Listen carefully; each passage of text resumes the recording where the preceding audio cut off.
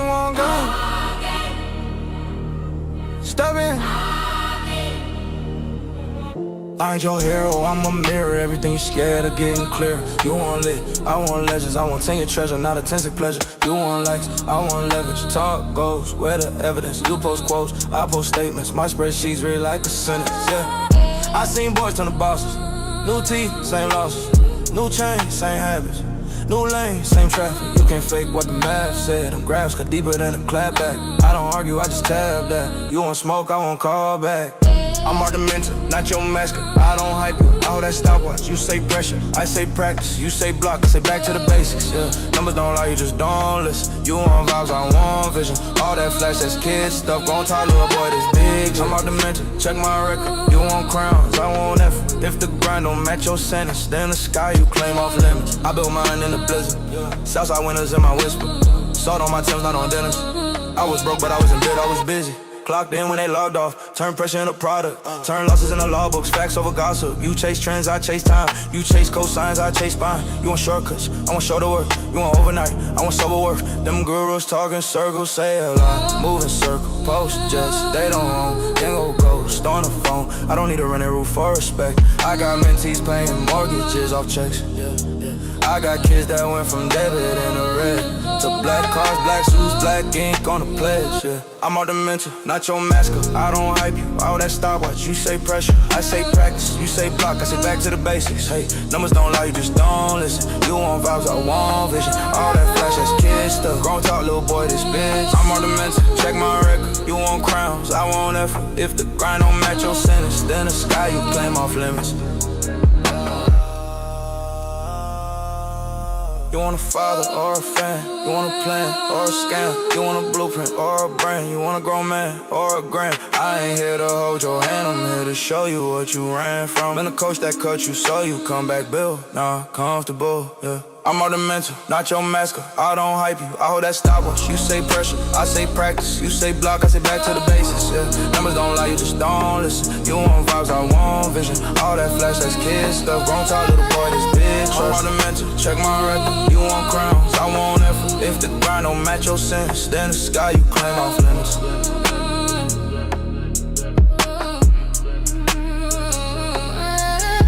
Cold city, cold winds, same storm, different skin. You want fame, I want finish. You want feel, I want figure. Say my name with your chest, I'm argumental. This grown man measure. Yeah.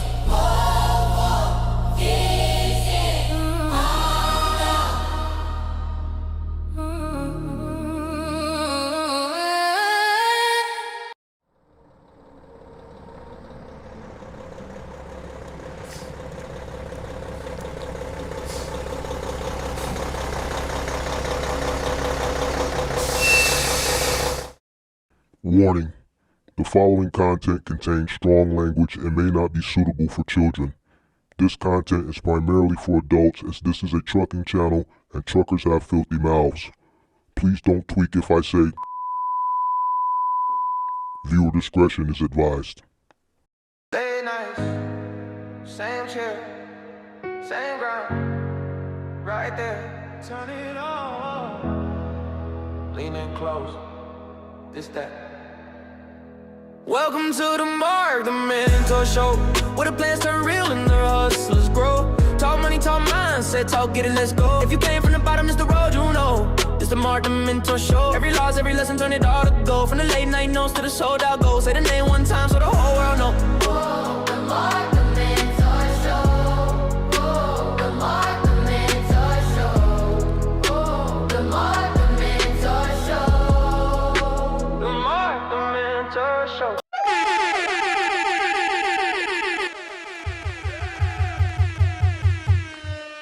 Sweet. What up? Happy Monday. Come on in, make sure you guys hit that like button, subscribe to the channel, turn on post notifications. If you are in need of commercial insurance for your semi-truck, box truck, or cargo van business, there's a link in the description below for Log Rock up for renewal, looking for a more affordable insurance solution for the next go-around for your semi-truck, box truck, cargo van business. There's a link and a phone number in the description below. For Log Rock, partner to the channel. Come on in, guys. Make sure you guys hit that like button. Subscribe to the channel. Turn on post Sweet. notifications. How's everybody doing? Happy Monday. Happy Monday. Happy Monday. Happy Monday. Happy Monday. Happy Monday. What up? What up? What up? What up? What up? What up? What up? What up? Man, I didn't want to do this today, man. I'm like, man, I don't feel like it, bro. But I said, man, we got a commitment, bro. We got a commitment. So people looking for me and shit. So we gonna do it. You probably like, man, what, you was partying for the Super Bowl? Of course not. I didn't watch that shit. But we'll get into it. Shout out to Pibby. Shout out to all the moderators in the building. Shout out to Eddie Kim in the building. Shout out to Valise. Shout out to everybody representing what it is. Shout out to Eddie Kim representing NYC. You said Mark late. Mark trucking CP time today. I had a very important email that came in right when I was finna go live, and I was got a very important phone call right before I went live. So no excuses, but some things hold precedence. This is something that I do pretty much as a hobby. I'm not profitable doing this, so you guys, you gotta wait. You dig what I'm saying? You gotta wait. Certain things hold more precedence than others. All right. So unfortunately, I had to take that phone call, and that email was more pressing. So but we truck CP time from time to time. You dig what I'm saying? Shout out to Verify. Shout out to Rich representing the crib. Shout out to the MGM gang members. Shout out to Ty in the building. Shout out to Beats. What up? Shout out to CTR MGM gang. Stark, Life Bobby MGM gang. Kelvin Birch MGM gang. D-Block MGM gang. Productions in the building. Shout out to Roger Lacey MGM gang member. Shout out to William Sweet in the building. Shout out to Jimmy Souls representing Denver MGM gang member.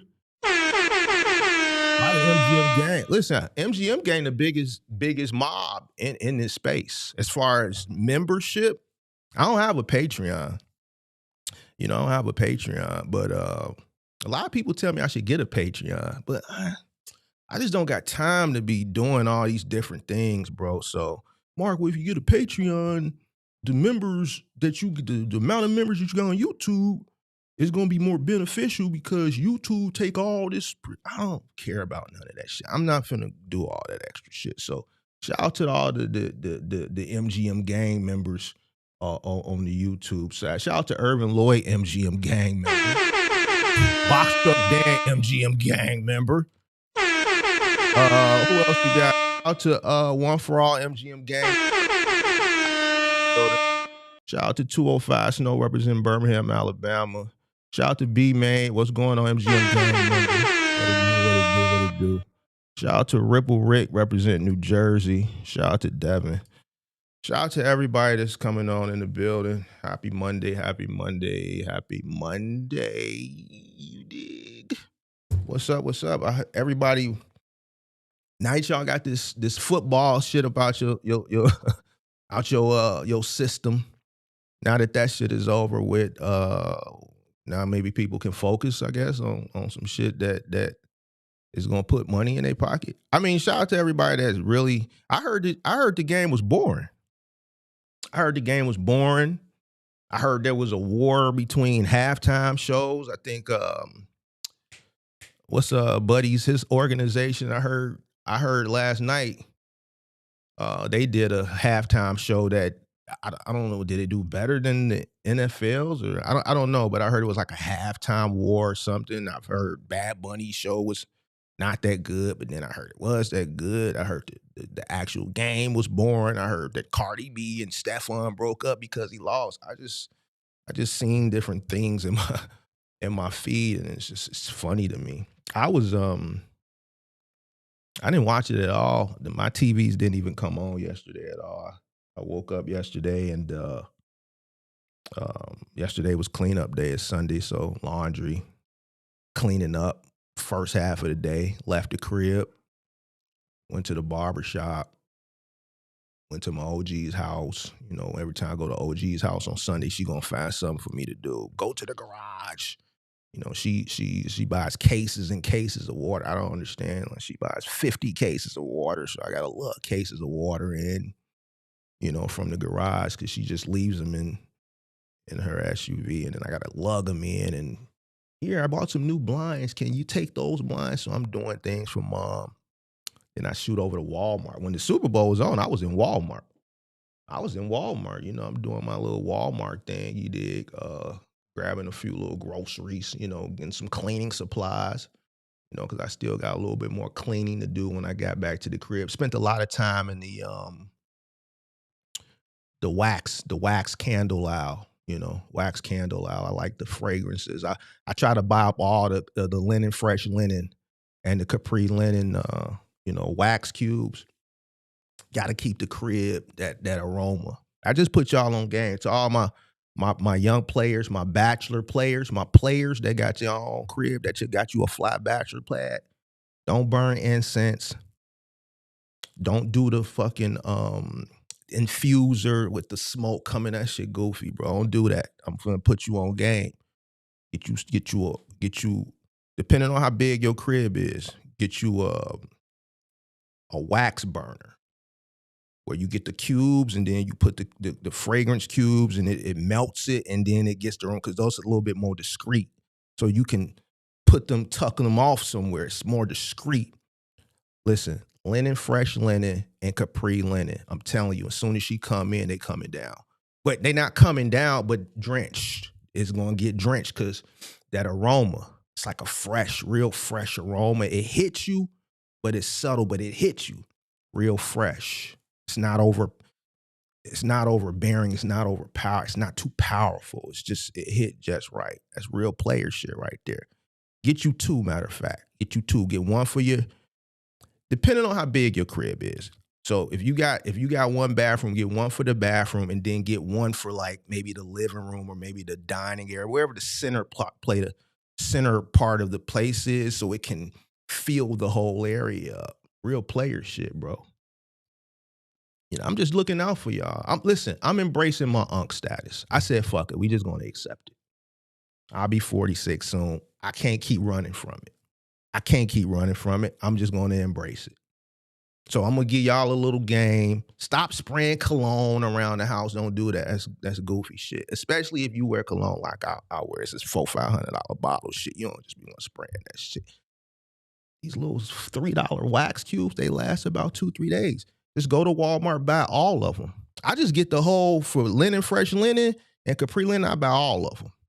I just buy them all. Because sometimes you go, they don't have it, you know.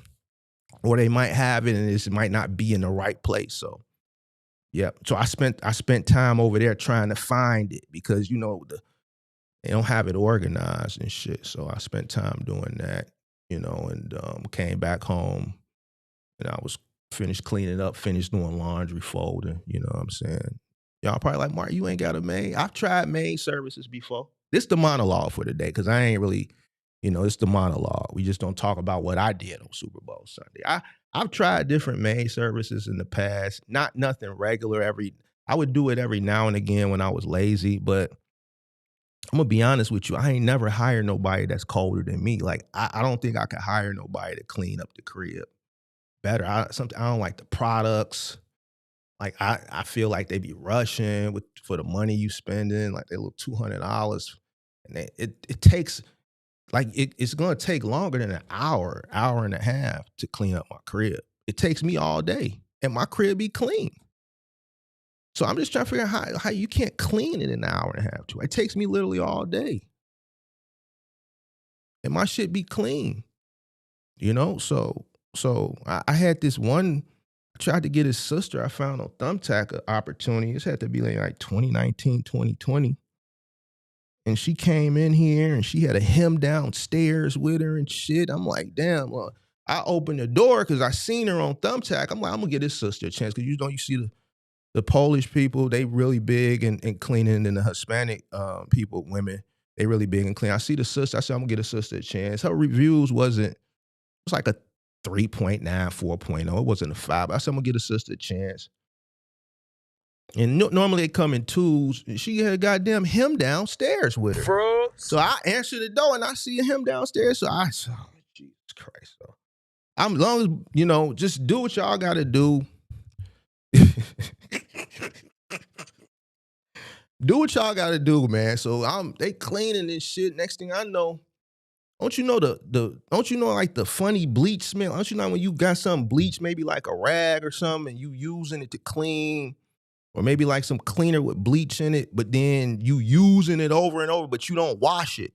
So now it dried and it got that sour like bleach smell. Y'all know that smell I'm talking about? So I walk in the bathroom, the master bathroom. This is the one I used because it's connected to the walk-in closet in the bedroom. So I happen to go in there for something. He in there, and I smell this old sourly. And I'm like, man, what is it? I'm like, man, y'all using clean? And he's like, yeah, we. I'm like, bro, so I go talk to her, and I don't want to really talk to you, bro. Like, on the real. So I go talk to her. She's like, yeah, we use. I'm like, man, here, use my. But I didn't realize it wasn't the cleaning shit. It was the actual rag or whatever it was they was using. They probably using it over and over. And when that bleach dries without washing it, it has this kind of. I didn't like that, bro. And I'm just like, man, tweaking, and then buddy ass. Like, dude, just clean, bro. I'm not right. He gonna try to. So watch your Delphi 11. I'm like, bro, I don't want to talk to you, bro. Fuck you asking me questions and shit, bro. Do your job, bro. Fuck you tweaking. So I didn't like that experience that time. I didn't like it. I didn't like the experience. I was not happy. I wrote a review. I didn't give her a bad review. I gave her like a 3 out of 5. And then she gonna put, oh, the only reason he gave the review because he, you know, she said him downstairs. That wasn't it. Y'all had the funky bleach towel, bro. I ain't tripping. The funky, like, bro, my spot should smell fresh. It shouldn't smell like this sour shit. I didn't paid you 200 or 180 or whatever it was, and then I gotta come clean behind you, man. Get out of here, bro. You get a 3. You lucky I didn't give you a 1. Then, you know, I've had other people I've tried, like the Polish ladies and the Hispanic ladies. They cool, but I just feel like, man, it just ain't like what I do when I clean. When I clean, I clean. And my shit don't be dirty, but like you gotta get up in there. Get up in there, man. Use the right shit. Spray. Use the scrubber on the bowl. Get down on your hand. Don't just clean inside the bowl. Get a rag. Spray the whole toilet, behind the toilet. Get on your hands and knees and clean the whole commode behind it. All of that. I got locks. My shit shed. Get all of that. What is you talking about? So I just, you know, I clean up myself. That's what I spent Super Bowl Sunday doing. Cleaning. Uh-oh, they in here. I think my people in here.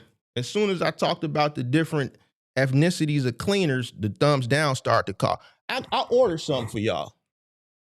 For the different ethnicity people. Don't worry about it, I got you. Since y'all just want to keep fucking with me and shit.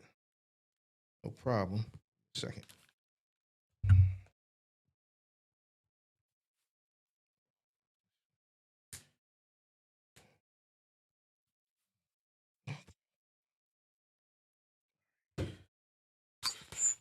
All right, there we go. Oh, maybe this make y'all hit more thumbs down. They was cool until I said the different ethnicities. So now, if you didn't understand where I stood the other day,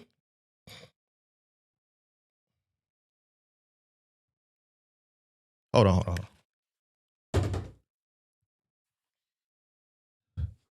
Hold on. Give me a second. Hold on.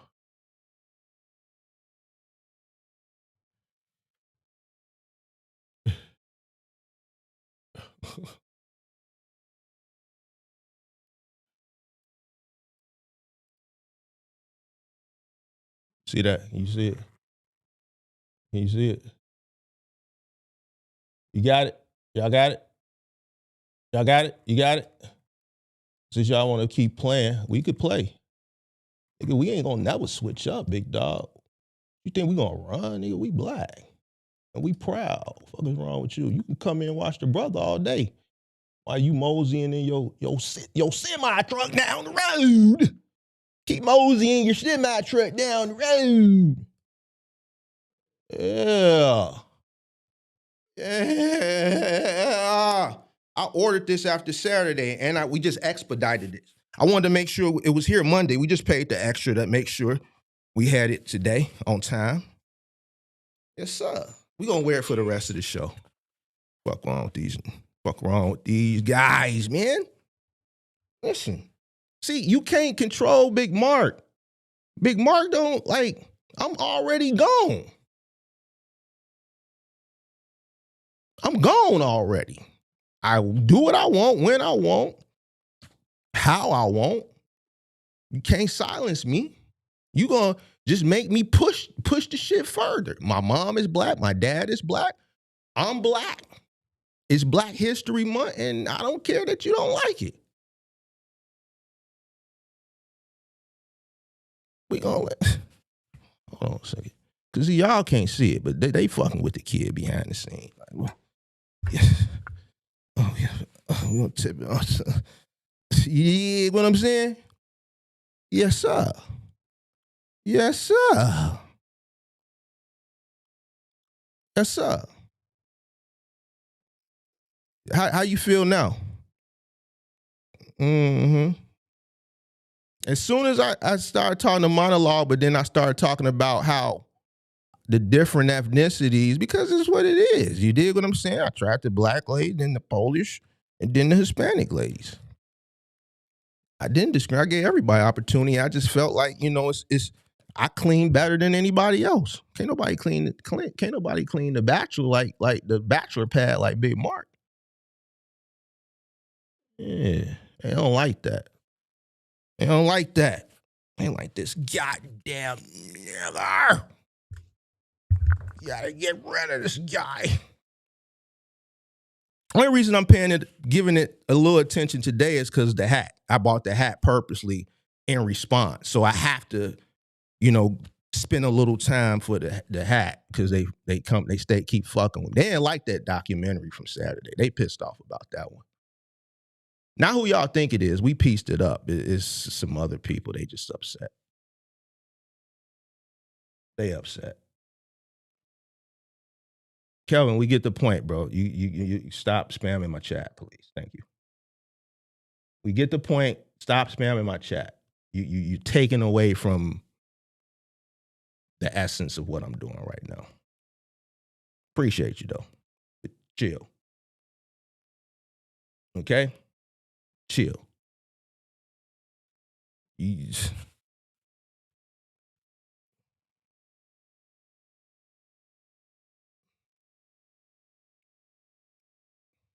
sir. We're going to wear it for the rest of the show. Fuck it. Your other favorite content creators, they can't do this. Because they want you to buy shit. They want to be me. I don't give two farfik noogans. We going to all listen. All right, get that shit together, big dog.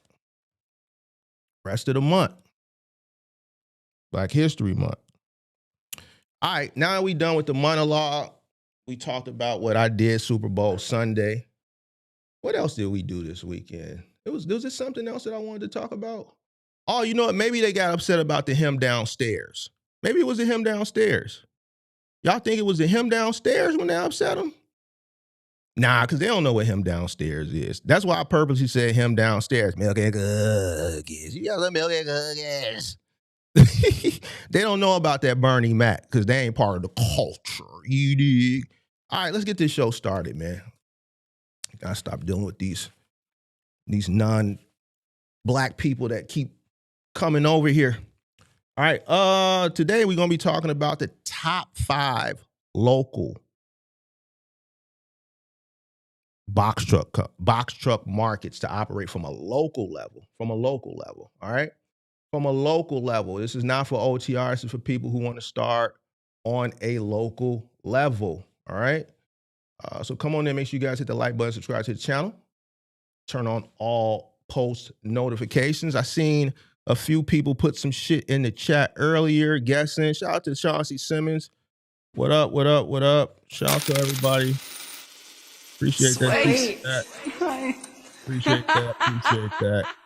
Come on in. Make sure you hit the like button, subscribe to the channel. We need to hit those like buttons to offset all the these other guys that are coming in. So hit the like button, hit the like button, hit the like button, hit the like button, hit the like button.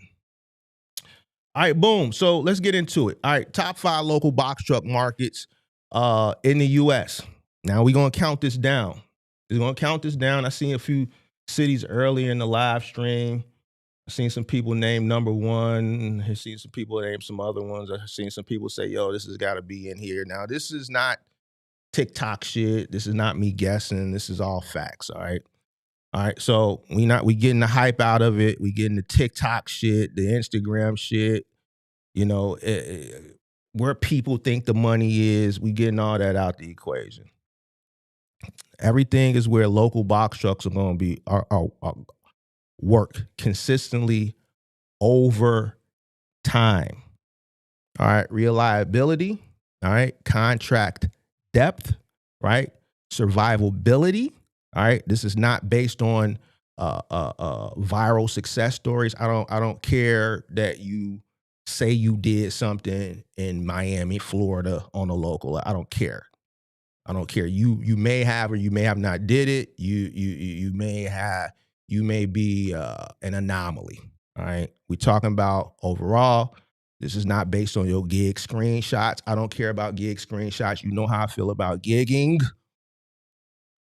You know how I feel about it. All right, it's not sustainable. You can't build on it regardless of what you may think. You can't build a business on it. Right? I know you think it's a business, but it's not because you can't scale it. You can't. You can't bring multiple vehicles onto your Amazon Flex app or your Uber or your DoorDash. You can't bring multiple people on. All right. We don't care about your high gross numbers without any context behind it. We're talking about building businesses with box trucks. We're not talking about chasing loads. All right. So we need to think about it. We need to think about it all from a business perspective, right? And these are going to, if you've been watching my channel, you're going to hear keywords that I always talk about from a local level. One of them is freight density. All right. You always hear me talk about the density, right? Another one from a local level in a box truck is population. All right. If you are a middle American, let me pull this up. Since people here, they're here. If you are a middle American, you can automatically X yourself out of the equation because we're talking local. So if you're a middle American and you're hoping your market comes on, I'm telling you right now, it's not on there. It's not on there. It's not on there. All right. So middle Americans, get that hope out you. Get it up out you. We don't do hope over here. We only deal with facts. All right. So middle Americans is your shit ain't on here. All right. Warehouse distribution. Diversity from a contract perspective. That means multiple opportunities from contract perspective. Cost versus opportunity balance. These are things that are very, very important. And we're going to count them down from 5, all right, to 1. So come on in, make sure you guys hit the like button, subscribe to the channel, turn on post notifications. Let's get this show on the road. Let me pull up the big screen here. And we're going to start with number 5. Let's make this interactive. Let's make this interactive. Let me see what's number 5? Let's see if anybody can guess number 5 before we get started. What do you think number 5 is going to be? Make sure you guys hit that like button, subscribe to the channel. We got 4 people in here that are haters, and we got 43 likers. So guys, make sure you hit the like button because we get the same 4 people that hate watch every day. Same 4. They've been hate watching ever since we've been celebrating Black History Month. They've been hate watching ever since we've been celebrating Black History on the channel. So keep hate watching because we got another 19 more days to go. All right. But 19 or 20, nor the 20s, this ain't a leap year. So we got another 19 more days to go. All right, we see Atlanta, we see Jersey, I see California, I see Houston, I see Phoenix, I see none of y'all got the right answer. So number 5, and this is going to surprise a lot of people. It's going to surprise a lot of people. Number 5 is New York City. New York City is number 5. Why is it ranked number 5? Why is it ranked number 5 and not number 1? See, you're already thinking because it's the largest city that would automatically make it number 1. False. New York has the highest delivery density in the United States, but density alone does not make it the best market. Does not make it the best market, all right? New York has extremely high operational friction. New York's margins are very, very tight unless you are specialized. An example of that, a success story that I can talk in this aspect is John. Shout out to John. I don't know if you're in here, John. John is specialized. He's scaling really, really fast because one, he's doing something that a lot of people don't want to do, that's specialized. And because a lot of people don't want to do it because of the work that's associated with it, he's been able to capitalize on it. And what he does is he does fitness equipment delivery and assembly. All right. He has a really good contract and he's been able to scale up 3 trucks in a matter of about a year once he's got into it. It's a lot of work, a lot of heavy lifting.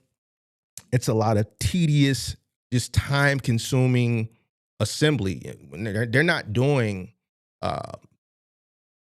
just, like contracting with, let's say, AIT doing Dick's Sporting Goods and just delivering a treadmill or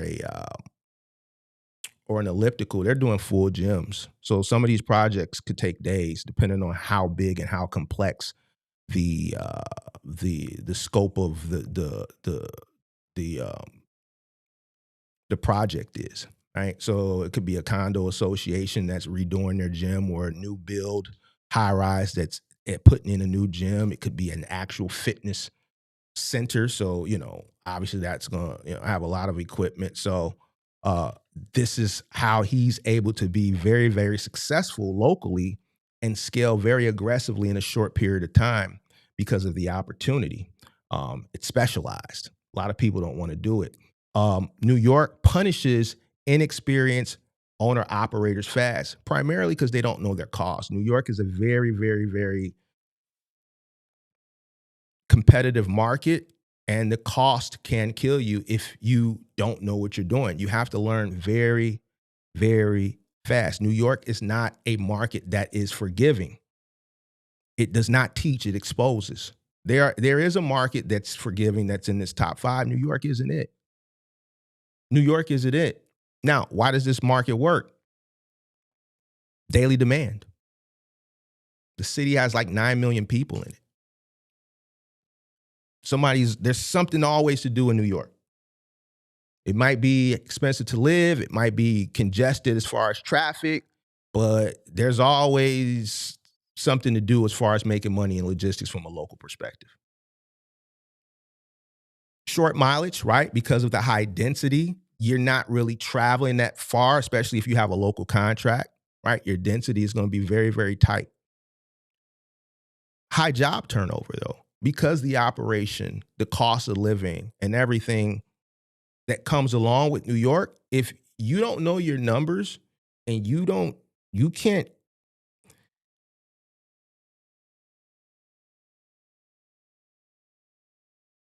if you don't know your numbers, right, and you don't operate efficiently, you're going to lose people. One, because you have to pay people very, very well to keep them in New York. Very, very well. So you have to know your numbers to a T. You have to know your numbers to a T. You need to keep your operation costs as low as possible, because a big part of your operation cost is going to be labor. It's going to be labor. People, it's very expensive to live in New York. So like when I talked to John has gone out, he's done the right things. He's bought older vehicles. He's local. He's bought older vehicles. He's not paying a lot of money for his trucks. He's not paying notes on his trucks. He's getting very, very affordable vehicles to keep his operation costs down because his labor is exorbitant. And this is what helps prevent him from having a high job turnover, like so many businesses do in the city of New York. There's a lot of hospitals in New York. There's a lot of offices in New York. A lot of offices in New York. A lot of retailers in New York. A lot of institutions that never stop ordering. More opportunity for local work. Premium pricing if you know how to operate. I'm just going to continue to use John. John is charging a premium price. He understands how to operate. He's learned a lot just from being involved with the channel and the community and the Discord, just sitting back listening. He actually sent me a very, very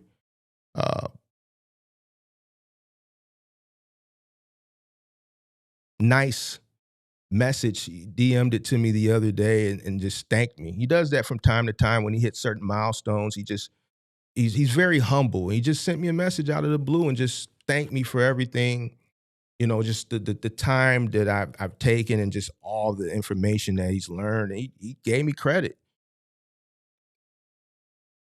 as far as how he scaled and how successful he is and how he hasn't had to endure the learning curve just by consuming the information and applying it. He's charging a premium. He's not having to compete for crumbs. He's charging a premium and he's getting it. So New York is a very tough market, but it's a profitable market as long as you know how to operate and you know your numbers. Now, there's a lot of obstacles that New York presents. One of them is parking, enforcement, tolls, ruthless. I'm going to continue to use John. Last year in the Discord, I was, when I was building the Discord up, I was in there just a lot more than I am now. It's built now, so the community, people just interact with each other. When I first was building it, it was very important that I spent a lot of time in there to build it, to get people to actually use it for what it was intended for people to communicate and trade secrets and, talk and let people know what's going on in this market versus that market. What have you learned? What can you help this person with? So I can kind of remove myself. It was like building a network, building a community where I don't have to be a part of so much, right? But at the beginning, I had to be, right? So I remember last year, John just, somebody just kept breaking into his truck. He just kept breaking in, stealing shit. And I know this has nothing to do with parking enforcement, but there's other situations where we've had people get tickets while they're making a delivery because, it's parking is tough, tolls. But New York is a rough market. Like, I just want to tell this story. Somebody kept breaking into his truck. They just kept breaking into it. It's like once a week, somebody would break into it. Once they stole his tools, and then I think he started removing his tools at the end of the day. But then they kept breaking into it because they see it's a work vehicle, so they're expecting tools to be there. So he's having to get the glass repaired every day. This is something that you deal with in big markets. I've talked about how my 16-footers, I've had hypes, steal the catalytic converters on my 16-footers 3 times throughout my career. So, imagine coming to the yard and half of your fleet of 16-footers. They never took them all, but they'd get like 4 or 5 or 6 in one night. And, that's, you hear that truck, you're sitting in the office and you hear the driver go out and turn that truck on and you just hear you just automatically start calculating, damn, how many more trucks did they get? It's not a good feeling. So this is just something you deal with in a big city. All right. So, parking enforcement is ruthless. Crime, as far as theft, is ruthless.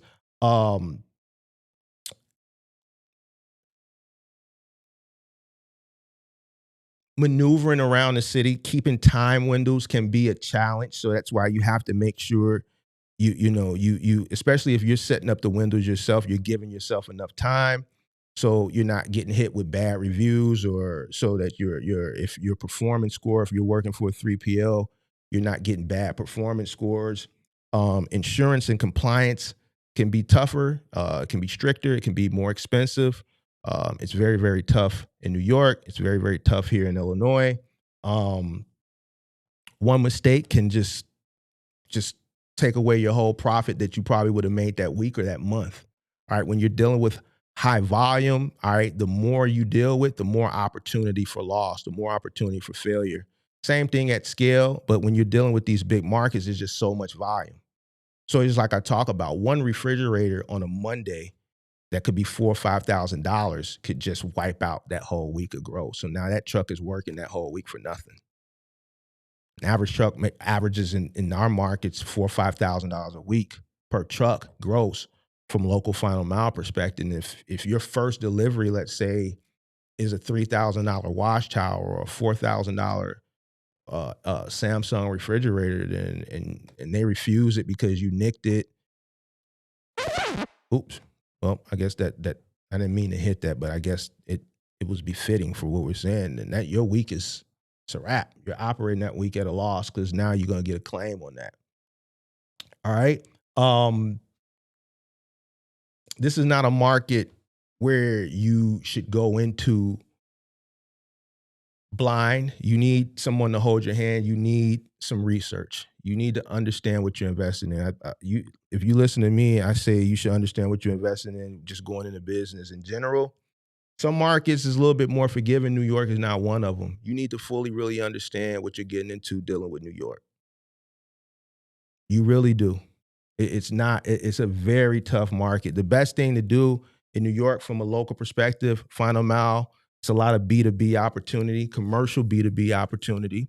There's a lot of medical and offices, medical hospitals and offices. So this presents great opportunity for like cargo vans or smaller box trucks like 16-footers for things like Office Depot and Staples. There's a lot of office buildings, a lot of hospitals, right? So office supplies, hospitals, medical buildings. So cargo vans, your 16-foot box trucks.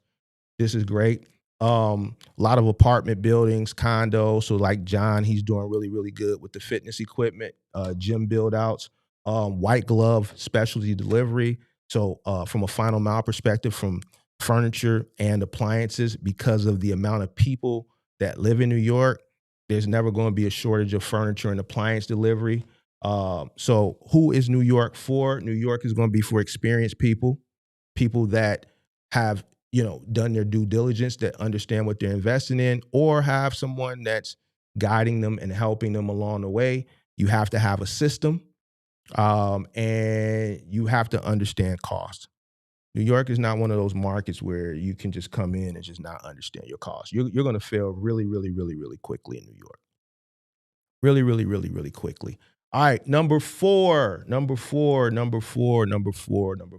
is number four, guys? Let's see if we can get some guesses for number four. What is number four? Five is New York. Number four, let's see. We got 137 people. We got 54 likes. Make sure you guys hit the like button, subscribe to the channel, turn on post notification. Somebody said Ohio. Now, I gave you a clue. There's no small markets in the top 5 for local box truck. So Ohio has some major cities, but nothing that would come in the top 5. Atlanta, Ohio, Missouri, Charlotte, GA, Miami. Somebody said Miami. He's pretty much trolling. Number 4 is going to be LA. LA. Now we're saying local. There was a guy who, challenged the big homie last week. And, he wasn't paying attention to what I was saying. He just got, real in his emotions because, he's from LA. And I get it. When you want to rep where you from, you always want your place to be the best in everything. But it's the best in what it's the best in. And in that case, like the ports, like because you have an ocean right there. But there's other forms and modes of logistics that,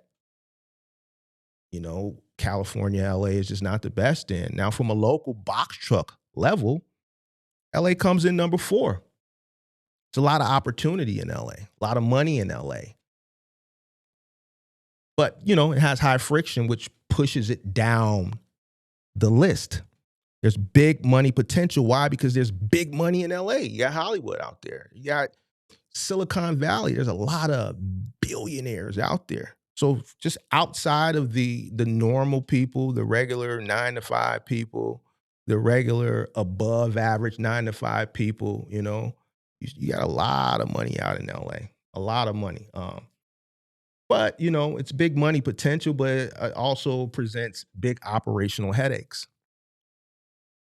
Compliance really matters out there. And I'm not going to go too much into compliance for LA because I want to get moving in this list, and I don't want to touch on certain things. But there's a lot of compliance out there in LA. If you've operated out of LA, if LA is your home market, then you know, and that's why another reason I want to go into it. If you're in LA, then you know what I'm talking about. Now, why this market matters, obviously, like I said, the gentleman who I was going back and forth with last week, who just, doesn't understand logistics as a whole, who just thought LA came in number one logistically as a whole, which he was wrong about. But why this market does matter as it pertains to this is because of the gateway, the import gateway into the U.S. from an ocean perspective. It's where a lot of freight comes in from overseas, right? The ports create nonstop freight overflow, right? Warehouses feed nonstop. Warehouses feed constant local routes, right? There's a lot of shit being purchased, from furniture to office supplies to fitness equipment. There's just a lot of opportunity from a local level in LA. One solid contract in LA can outperform multiple smaller markets by far. By far. LA doesn't run out of freight. It doesn't run out of freight. What seems to happen in LA is people that operate in LA seem to just run out of patience. It's very competitive in LA. That's why when I talk to a lot of the guys that come out of LA that want to go over the road, I just like, why? It's the same. I tell them the same thing that I tell the Chicago guys. Why? You just have to be patient, and you have to find the contract. You have to find the work. There's so much local work in LA. It's just so much opportunity. Shit being moved B2B, warehouse to warehouse. It doesn't have to go B2C. There's a lot of B2B work in LA. There's a lot of B2B mixed pallet shit in LA. You just have to go out and get it. You have to go look for it. Now, let's talk about some of the cons, some of the reality check things. Insurance costs are higher. Compliance is really, really strict out there. Labor rules are really strict. A lot of that is due to some of your counterparts in logistics that were really lobbying in the late 2010s. Your gig guys out there, your giggers, your gig economy guys that were really lobbying, and got AB5 out there. You can thank the giggers for that. It kind of affected the local guys. Well, the guys out there in logistics indirectly did affect you guys. So compliance, labor rules are stricter. Traffic, you have to price this into your model. I don't live in LA, but not living in LA, I've always heard about the traffic out there. This is something you have to price into your model, similar to New York, similar to Chicago. So not only do you have to price this into your model, you also have to time yourself accordingly. Don't put yourself, if you're doing the scheduling, don't put yourself on tight time constraints. Make sure you give yourself enough time preparing for traffic. A big one, fuel. Really, really high in California. So fuel and operating costs are extremely high in California. So even though there's opportunity there, your costs are extremely high. One of the main reasons is due to fuel. So you have to keep that in mind, and you have to control your costs, and you need to keep this in mind. All right. Now, port overflow.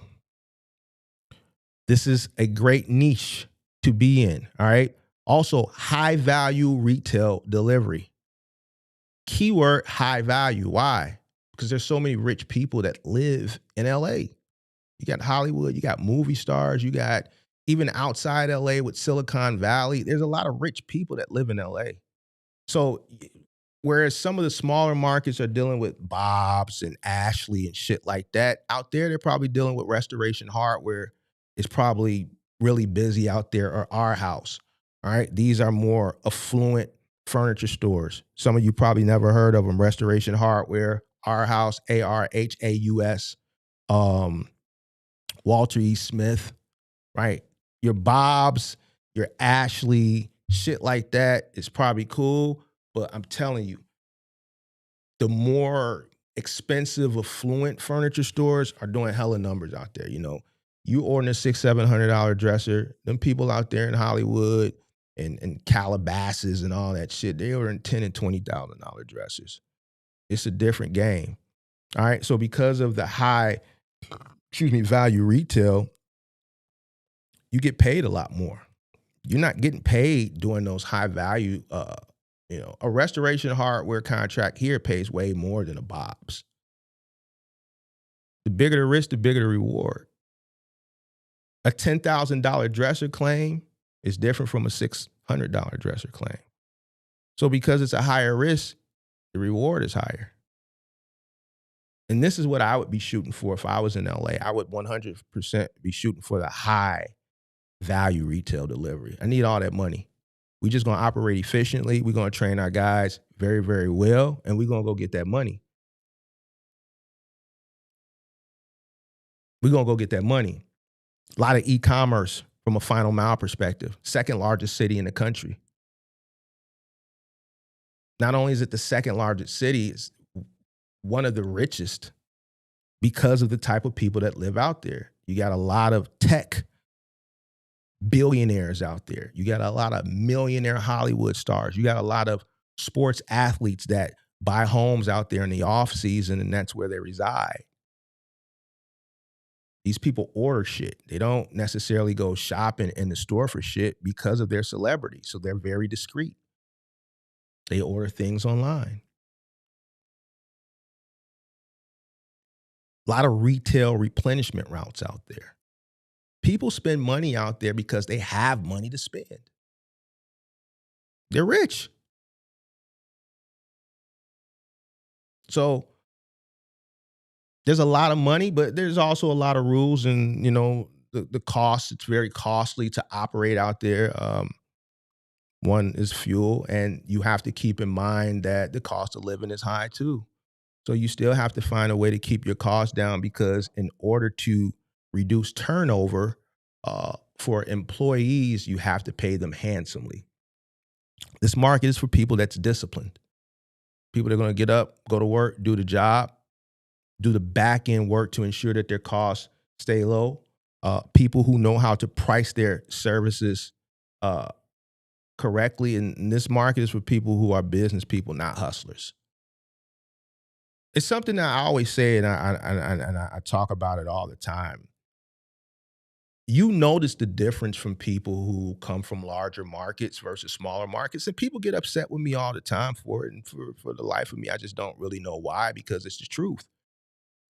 When I see people and I talk to people that are from New York or from LA or from Chicago, in comparison to someone, if I name where you're from, don't take offense to it.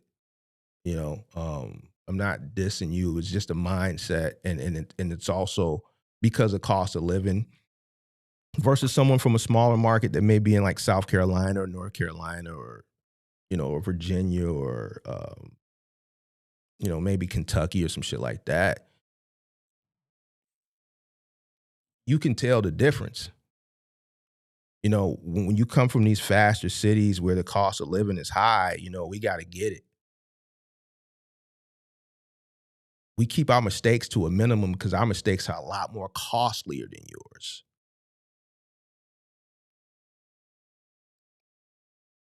So coming from LA coming from New York, coming from Chicago, you could be a hustler. You could have a hustler mentality, but when it comes into business, you going to operate like a business. A hustler mentality is good, but when it comes to business, you got to know them numbers.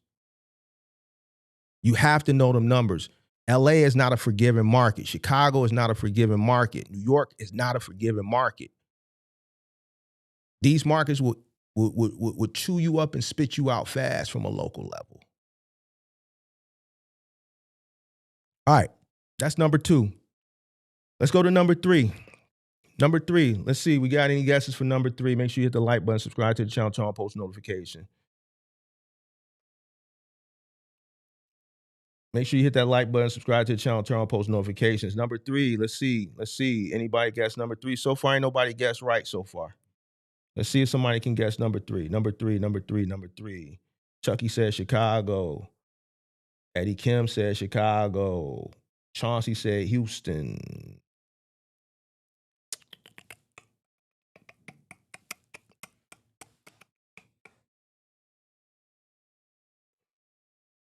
All right, let's see what number 3 is. Atlanta. Beats got it right. Number 3 is Atlanta. Beats got it right. Number 3 is Atlanta. And this is all facts. This is all facts. Number 3 is Atlanta. Atlanta is contract rich. We talk about it all the time when people call up from Atlanta.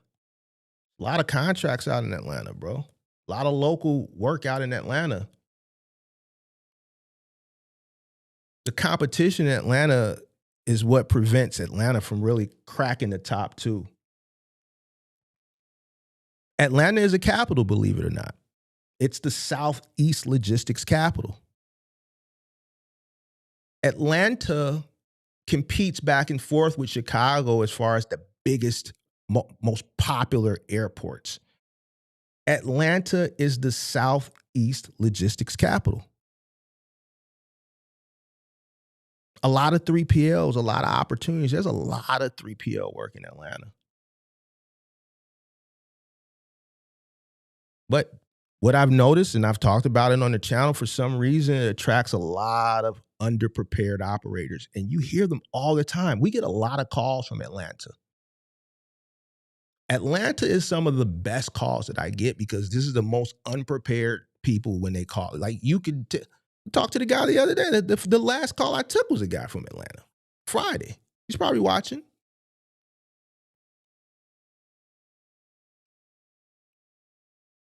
I think y'all out there in Atlanta is y'all be a little bit too, because you got a lot of bad chicks out there in Atlanta. It's a lot of bad chicks out there in Atlanta. I think y'all be a little bit too consumed with the chicks instead of the business because there's a lot of him downstairs out there. So the guys in Atlanta that's on the straight narrow tip, y'all, the Brennals be on y'all hard. And I think what it is y'all don't really be putting y'all focus into the business because the Brennals be on y'all hard because there's a lot of him downstairs down there. So y'all get a lot of tick and y'all don't be focusing on the numbers. And I hear it every time y'all come up, but it's a lot of opportunity down there, big dog. It's the Southeast distribution. It's the central hub for Southeast distribution. You got very dense warehouse clusters down there. You got high route turnover down there. There's opportunity down there because y'all don't hold on to nothing. For some reason down in Atlanta, with all the opportunity, and I talk to y'all all the time.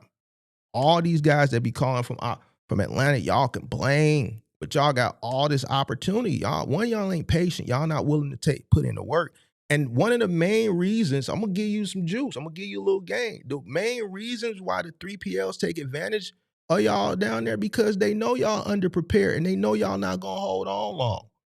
If you go to a 3PL and you stay down till you come up, you're gonna have leverage because don't nobody stay in the game long enough down there. Y'all got too many distractions down there.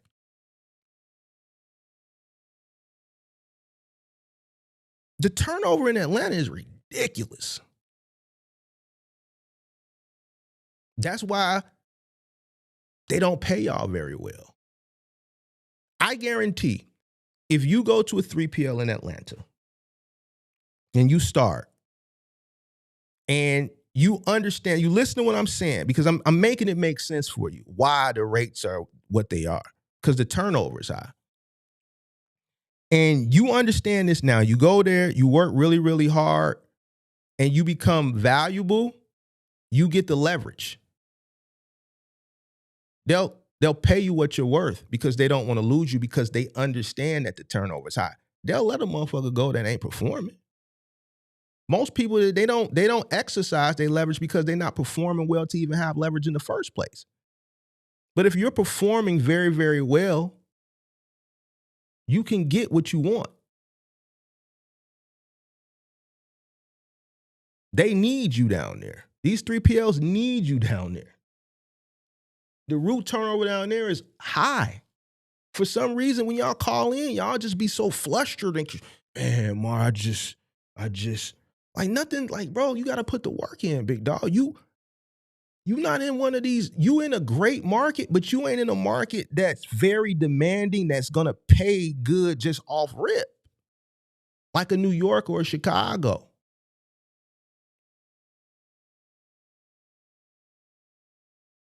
We ain't got the distractions. This ain't Black Hollywood up here. It's cold up here. These chicks up here is trolling motherfuckers online, you know, putting up dead ops and getting into shootouts. And like, we ain't, like, what we see, what y'all see down there when y'all go to the day parties and the little nightclubs and shit, like 8 out of 10 is bad. It ain't like that here, bro. These chicks up here is drilling. We ain't got them types of distractions up here, big dog. So when we go to work, we go to work. So they pay us. Our turnover ain't like that. You hear me say it all the time up here. Motherfucker, you get a local contract up here with a box truck, you get $900, $1,000 a day. Ain't nobody giving that up.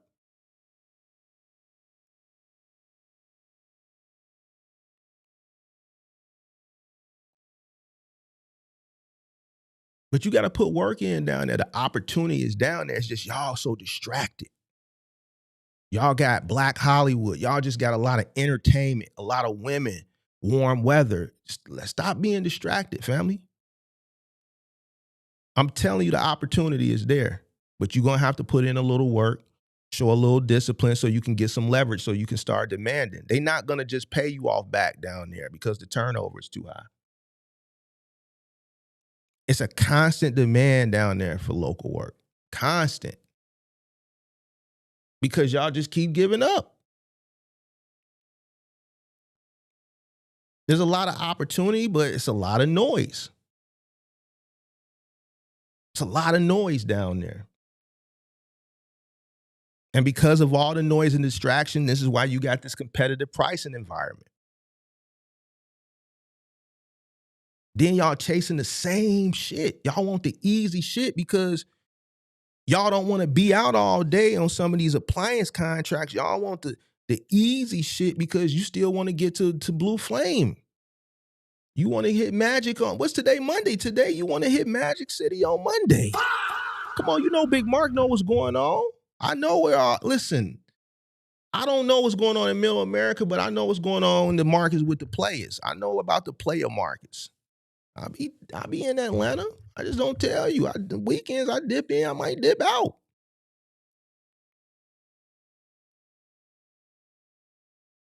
I know what's going on with the players at. I know what y'all be on. Y'all can't fool Big Mark. I know why y'all want the easy contracts. I know why you don't want to be out 14 hours and 12 hours delivering appliances. You trying to get home to the Brennall. I know the Brennall's down there a little bit better. I get it. But you got to get that paper, big dog. You got to get that paper.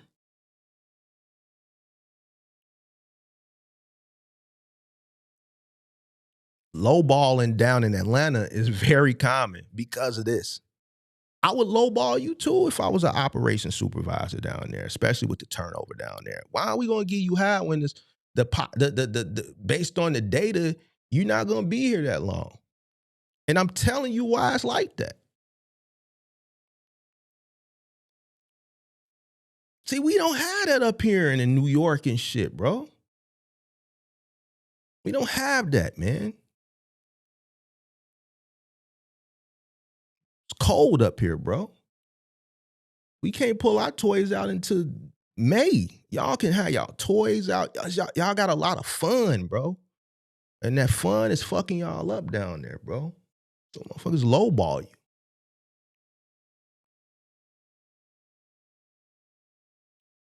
Final Mile is great down there, especially from a big box retail perspective. A lot of regional business to business distribution down there because Atlanta is the Southeast distribution hub. Why do you think they got the biggest, one of the most popular airports? Delta, that's their hub.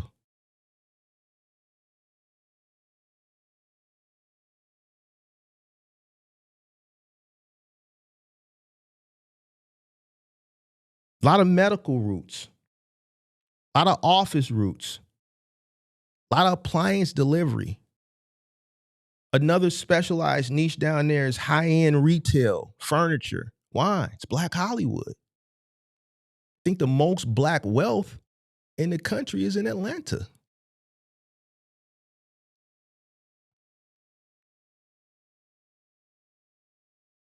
It's money down there.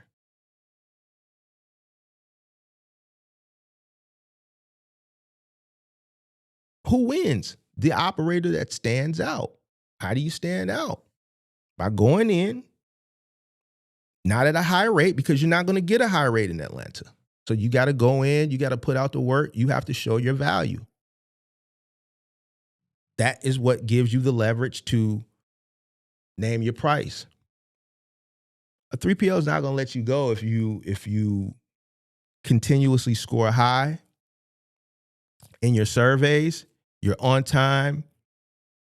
When your equipment goes down, you have solutions, you never drop your roots. They're not going to let you go. They're going to pay you. You got good service quality, they're going to pay you. Not initially, because of what I'm telling you. So you have to accept the market that you're in. Work through that so that you can get the leverage. Be ready to compete, not complain. Your market is your market. You have to accept it. You have to accept those low wages, those low contract prices that they're offering you initially.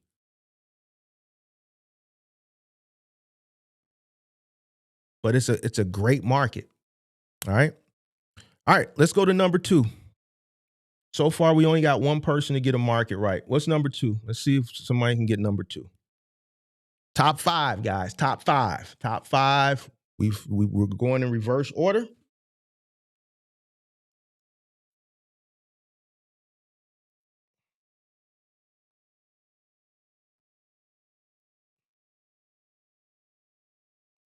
I need a city. I don't need multiple cities. I don't need states.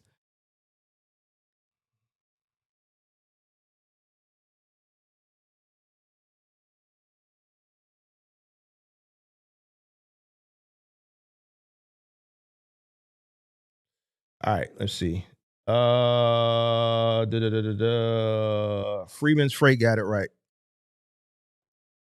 Freeman's Freight got it right. Freeman's Freight got it right first, but I see a few people said Dallas Fort Worth. Freeman's Freight said it. Chucky said it. D Block. Freeman's Freight. Freeman's Freight got it right first. Dallas Fort Worth. And to be honest with you, it almost took number 1. It almost took number 1.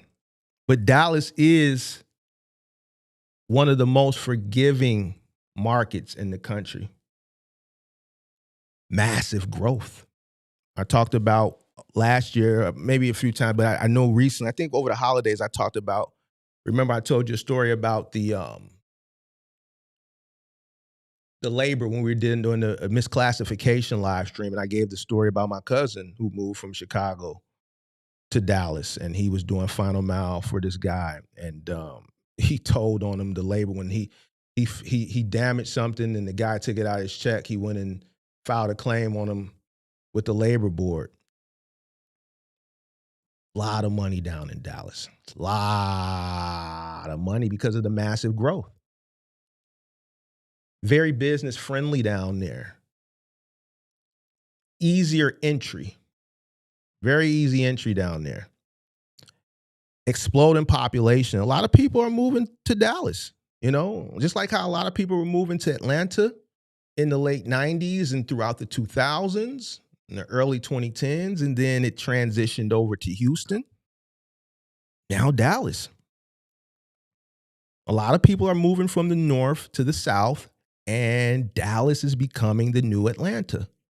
Houston is burnt up. Yeah, they done burnt Houston. They burnt Atlanta up. Listen, they burnt Atlanta up. Then they went and burnt up Houston. Houston burnt up. I heard they like #1 for the, you dig what I'm saying? I heard they got that package down in Atlanta. I heard they carrying that package down in Atlanta. I mean, down in Houston. They said #1. They done went, listen. They done came from the north and they done came from the south. They done came from Atlanta over to Houston.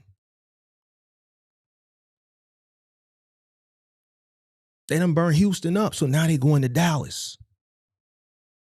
I say let them go. Let them go. So now you got that population that's growing. It's close to the border.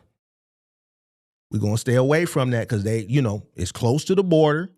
So you got people coming from the south up, or they was coming from the south up. You dig what I'm saying? But then you got a lot of people that's coming from the north going to the south because the cost of living is lower. That American dream is more reachable. Listen, you live up here, bro. You got to get it. You got to be different to really live comfortably up here. Chicago, New York. You got to be one of them ones. You got to be one of them ones. I'm just being honest with you. So a lot of people say, I want it a little bit easier. I don't want to really have to. I'm going to work, but I don't want to work as hard to get to that dream. I can get more house down there than what I can get it for up here. And it's the truth. I remember people was going down to Georgia back in the 2000s and shit. Motherfuckers was getting mansions down there for $200, $250. You know? So I don't know if it's like that still, but I guarantee you whatever it is down there, it's cheaper than it is up here. So a lot of people are going down there. You know, they got an exploding population. I can attest because I've had family members, quite a few amount of my cousins on my mama's side have moved down there and followed their siblings and other cousins down there, and they live in these suburbs that are just being built, like Anna, Texas. I got some family that's in Anna, and when my cousin built his house down there, they bought it from the ground up. It's a new renovation area. I got another cousin that bought a house down there in Howell, Texas. These are places like right outside of Dallas, but they're new, new development, right? So when I go down there, I come from the airport, I rent a car, and then I have to drive out there. Like I can see, and it is easier to get put on. So when I'm saying it's business friendly, it's easier to get on. It is like, when I say my cousins, these cousins that's from out west, it's like, you would have never thought that they would have turned into something because, what was going on here, which was the main reason they went down there for a better life and to get away from everything that's going on here, being involved in the street. And, they got down there and in 7 to 10 years, then, changed their life around, got their credit boosted up, changed their life around, got good jobs, started businesses, and now are homeowners. The likelihood of them doing that up here is not good. So, it's very, very, a lot of opportunity down there, and those suburbs are really, really growing fast. Great positioning. Even though it's south, it's still central. So great central U.S. positioning in the south. Constant retail. and construction demand. It's growing. I'm down there quite often. I'll shoot down there for a day. I tell you this all the time. If you watch my content, I go down there for a day. I'll take that first flight out at 5:20. I'll get there like 8, rent the car, drive, kick it. We'll go to, I like going to Papados when I'm down there. Kick it, catch that last flight out. I'm back in Chicago by 1 a.m. I only do a day. I'm in and out. No bag, no luggage. I'll go down there and kick it with them for a day. So I see it. I see the growth. It's a lot of opportunity down there. It gives you room to make mistakes. It gives you room to grow. New York, LA, Chicago ain't as forgiving as Dallas. Now, let's talk about some of the cons. And I'm speaking not from my personal experience, but one of my cousins did final mile, did delivery down there from a box truck perspective for many, many years. In the 2010s. Long distances eat up a lot of the margin. It's not as dense as it is up here. A lot of those routes that they do down there is kind of spread out. They're actually, a lot of their routes will go into Oklahoma. So whereas New York and Chicago was a little bit more dense, this is number 2. It's really, really great, but their stops are a little bit further spread apart. So your margins can get eaten up if you don't understand your costs and you misprice. There's a lot of, so I'm saying there's a lot of sprawl. So your route efficiency, you need to have really, really good route efficiency because it is growing. Because it is growing and people are running their mouths, it's attracting a lot of competition. I consider like my cousins, they started going down to Dallas in the late 2000s, 2007, 2008. And a lot of the family has been following those early adopters down there. Now you see people from Atlanta are going over to Dallas. People from Houston are going over to Dallas. A lot of people from New York are coming down to Dallas. A lot of people from Chicago is going. I know 2 or 3 people that moved to Dallas within the last 2 to 3 years from Chicago. Right? So it's attracting a lot of competition. All right. So a lot of retail replenishment down there. A lot of construction material delivery because of all the building that's going on down there. Not in Dallas, but like these suburbs. These suburbs, like going out towards Anna. And the people that live in Dallas, you guys know what I'm talking about. I can't think of all. I'm just naming the ones that I go to because I got a lot of family that is relocated from Chicago down there. So like Anna and how when you're on the highway and you get out that far, you see all the new construction. So a lot of construction material that needs to be delivered, a lot of regional business to business route opportunities. And because they're building new communities, it opens up the opportunity for a lot of furniture and appliance delivery. These people are buying these houses to me for nothing because it's a lot cheaper than it is up here, and they're buying them, new. These are new developments. They're buying new developments. So obviously, new development person get a new home, even if they're moving from another home. You're not gonna move your old furniture from your own home into a brand new build. You're gonna furnish it with new furniture. So a lot of furniture, obviously, new appliance opportunity. It's a great opportunity for new owner operators. Because it is very, very forgiving. It's a lot of opportunity to scale because of just the growth and the continued growth of the market.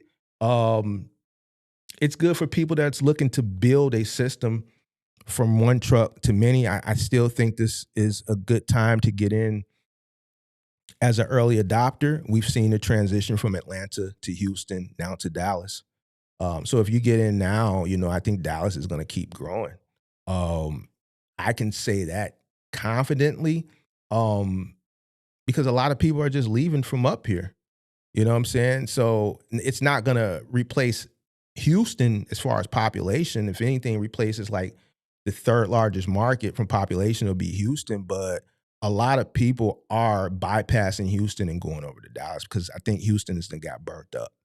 So when people look at the statistics, they see, as far as like the STDs and all the other shit that's going on, that's why more people are choosing Dallas now over Houston. So it's plenty room to build down there. It's plenty room to scale. The living expenses are not that high, in comparison to, places in the north. So you can build at a fraction of the cost and build a comfortable life. All right. So that's number two. All right. So let's go back and let's count down before we get to number one. So 5 was New York, 4 is Los Angeles, 3 is Atlanta, 2 is Dallas Fort Worth. So what do you guys think number one is going to be? See if we get any guesses for number one. All right, we got the first person says Chicago. Chicago, the rack. All right, we're going to say you guys. Number one, Chicago. Now, I know what's going through some of you guys' heads. Mark, you chose it because that's where you're from. No, it's not why I chose it. We've done other countdowns, and Chicago didn't come in number one. Look at that skyline. It's beautiful, ain't it? Hold on, we gotta listen. The Chicago, nigga. Listen, to all the people who get mad at me for, always repping where I'm from, why? Rep where you from. Rep where you from. Rep your shit. Rep your shit. You know what I'm saying? Like, I never understood why people get mad at an individual because they rep where they're from. You dig what I'm saying? But Chicago wasn't chosen because that's where I'm from. It's chosen because that's the answer. If you watch the content, I've explored the reasons why plenty of times.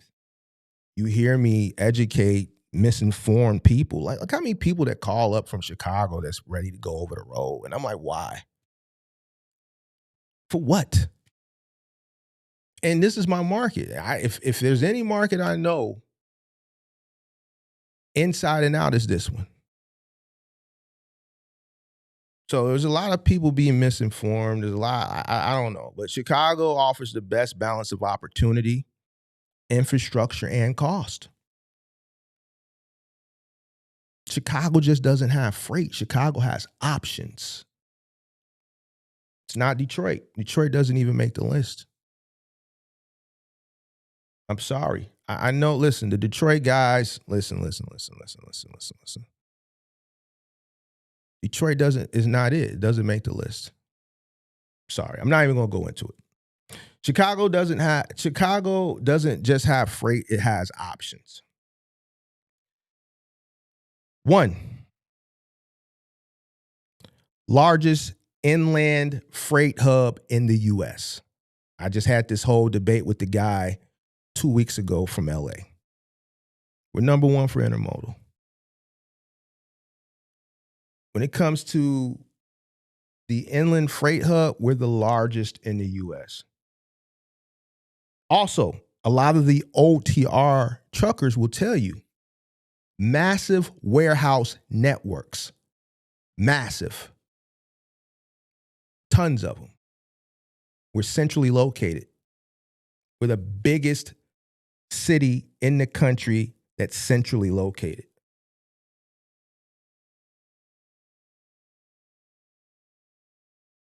Why do you think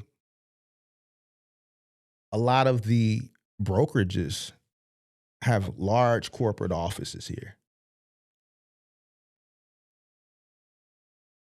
Strong final mile and business to business demand. 1, because of the population. 3rd largest market.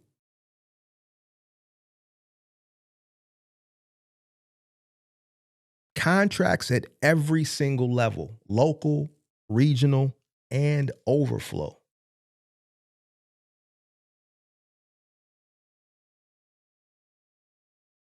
Now, some of the cons that may be presented to an individual with reality checks. Winters can affect the operations for people who are not prepared. but it doesn't stop anything. Winters is when you can really get your money off if you're prepared. Labor has to be managed properly, right? There's compliance here. The cost of living is high here, right? So you have to pay well. So you have to manage it well. City versus suburb strategy matters. You hear me talk about this before in lectures. When I was operating out of 3PLs, you know, when you come into a 3PL, you're going to be at the bottom of the totem pole. You're not going to get the best, most efficient route.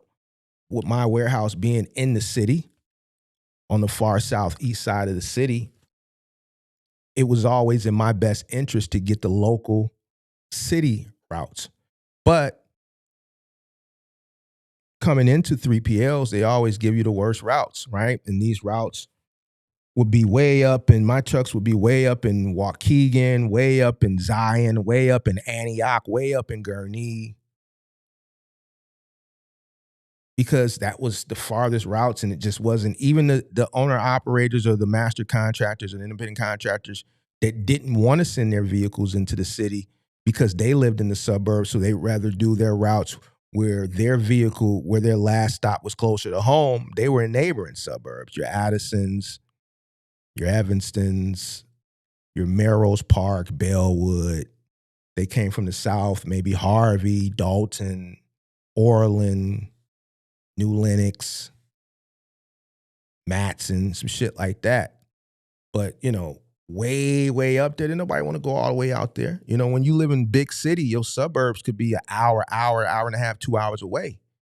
And you're still in suburbs, not rural middle America. This is still suburbs, an hour and 45 minutes out. Right? So, you know, you have to have a strategy. So this kind of goes back to what I was talking about to the people in Atlanta. Once I realized that the city routes were better, because once my trucks go out to the 3PLs, which for the most part here, especially the OTR guys that tell you that come into Chicago, that don't live in Chicago, they're coming to Elk Grove Village. They're coming to Schaumburg. They're coming to Addison. They're going to Wooddale. They all up and down Thorndale Road. 3PLs is over there too. They all out in Bensonville, Franklin Park. All this is industrial. This is where all the warehouses and the 3PLs and Prologis and all this shit is all in that area. Addison, Lyle. Once my trucks went there, I would prefer my trucks to come back to the city, because when they're done with their route, shit, they 10, 15 minutes from the yard. They ain't got to sit in 2-hour traffic coming from Zion to get back to the southeast side. So now the strategy is to outperform everybody in that 3PL to work my trucks into routes that benefit me more efficiently, which will allow me to make more money because it's going to drive down my cost. But you have to put the work in. So that's I'm creating a strategy to step on next. Same thing I said with Atlanta. You got to understand, coming in, your market doesn't pay. There's plenty of opportunity in your market. You come in number 3. There's plenty of opportunity, but your market does not pay well initially. So you have to do what you have to do to work yourself up the totem pole so that you can name your price and get better pay. So for here, the rates are good. But if you're on the new, you're not going to come in and just get the most efficient route, because if the reason why there may be opportunity available may be because it's turnover, people are quitting routes, but the people who have the seniority, when good routes that are efficient come available, then they say, yo, I want to take that route. They get it, and then it's a trickle down effect. So now the new person comes in, gets the worst, most inefficient route that no one wants. So even though you get paid better here, you got to work your way up for a better route. So you have to have a strategy. Some people prefer to work in the suburbs because their trucks are based out of the suburbs because their home is in the suburbs. So they want to end closer to home. So you got to have your city versus suburb strategy. It really matters. Now, Chicago compared to other markets, costs are manageable here. Contracts are plentiful. Growth paths are clear. Listen. And this is why I don't get upset with people from Chicago that call in or, you got some create. Listen, if you're struggling here, it's not the market, it's you. It's facts. I'm just being honest with you. And there's people that's probably in the chat from this market, and they'll probably attest to what I'm saying. It's like, if you are from Chicago in a box truck locally and you having it hard and you complaining, it's not the market, it's you.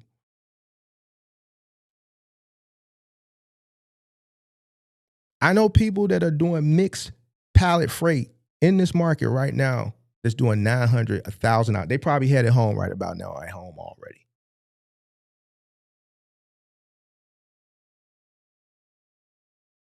Final mile is the opportunity is endless. This still, even though it's a highly populated place, there's a lot of contract work, there's a lot of freight. It's still a rich city. People ordering shit all day long. Furniture, appliances, Amazon, it's just shit everywhere. If you really want to make money, you can get into household goods moving. Like, you'll make a killing in household goods moving if you want to do specialized. If you want to do specialized delivery, you can get into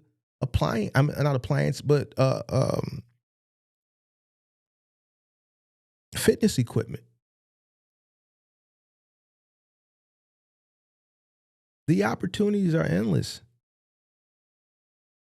The growth path here is very, very clear. But you have to put the work in.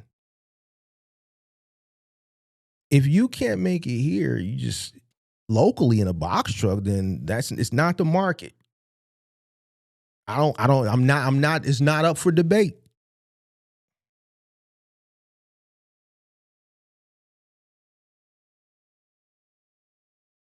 You got retail final mile, you got B2B, appliances, overflow.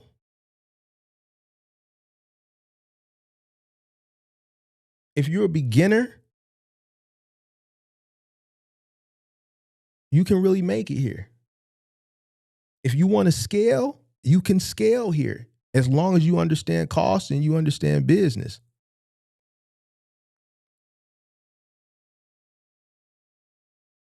You can build stability in this market because the opportunities are endless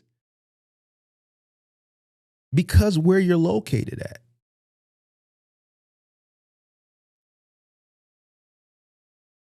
We're the number one. Even the Sinaloa cartel uses us for distribution. So even a multi-billion-dollar drug empire, they still look at it as a business, chose Chicago for distribution. Why? The same reason the legitimate businesses choose it as the distribution hub that I just went over.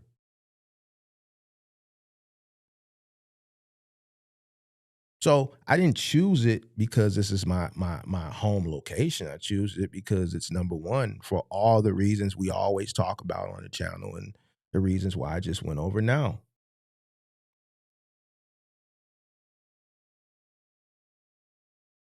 If you can't get money here locally, you just, it's you. Everybody that I know that has come from under me, that has come through me, that's in trucking locally. I'm talking about in real life that's come through my company. That's in trucking is doing well.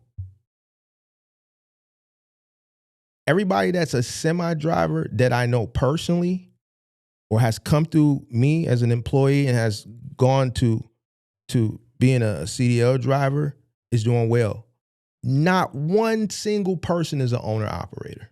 Not a one. So even with this whole owner operator company driver shit, like, you got to do the numbers. A lot of people just want to get caught up in ownership, saying, oh, I want to be my own boss and shit like that. Everybody I know from this market, I know personally, is a company driver making well over 100 grand. Locally, not OTR. Because of the market, because of the plentiful opportunity being the intermodal capital.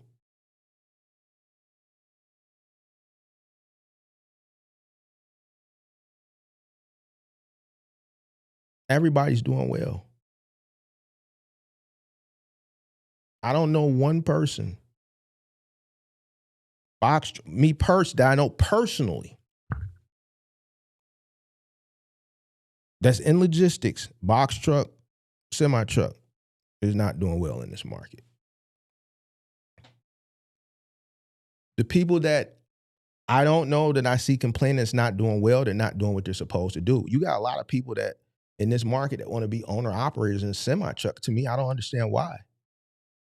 Because someone told you on the internet that you're supposed to own your own business. The numbers don't make sense. Long are the days our owner operators making more money than company drivers. Once upon a time, but that dynamic has shifted. Why? The operation cost is too high. Everybody I know that's winning as an owner operator in the semi truck is from here is local.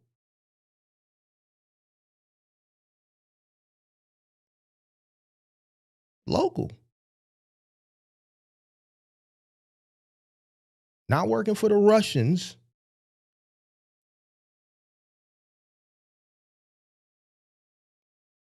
My best friend worked for JB Hunt.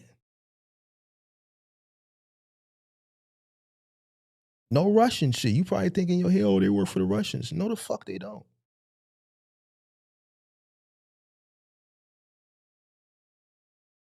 My best friend works for JB Hunt, making well over $100,000.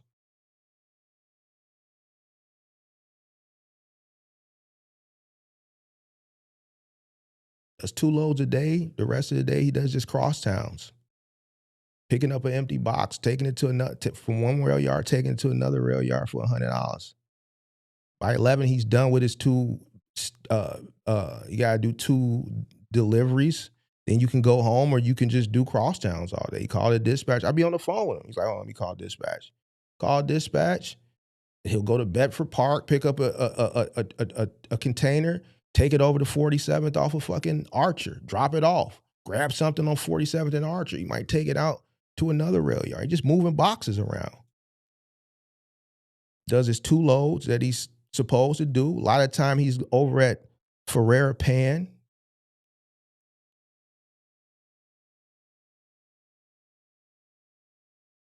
He's just doing crosstowns all day.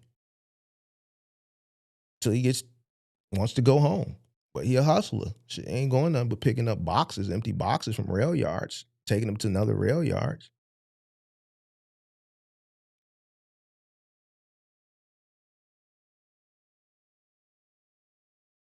So, I just don't understand, like, as far as this market, I can speak, more on this market because this is my market. I know it inside and out. How you can fail. If you're failing, it's because you want to fail. You want to stay in something that's may not be winning. Or maybe you're just not knowledgeable enough on whatever it is you're doing. But I don't know anybody personally, whether they came through me, worked for me, that's failing in trucking in any aspect. Box trucking or semi-truck. So what are you doing? I don't get caught up in, me personally, in the things that a lot of people get caught up in. And I'm just speaking to the semi-truck guys because there's a lot of semi-truck guys been calling in, some from the crib. Get that shit out your mind, ownership. If you in a market where you can make more money locally as a company driver, like, Why not? Why take on all the risk and all the headache and all the operational costs to make less money? You're not going to bring home $140,000 as an owner operator. And if you saying, yeah, my truck made $225, I said, you're not going to bring home. You personally, you're not going to be able to pay yourself $145,000.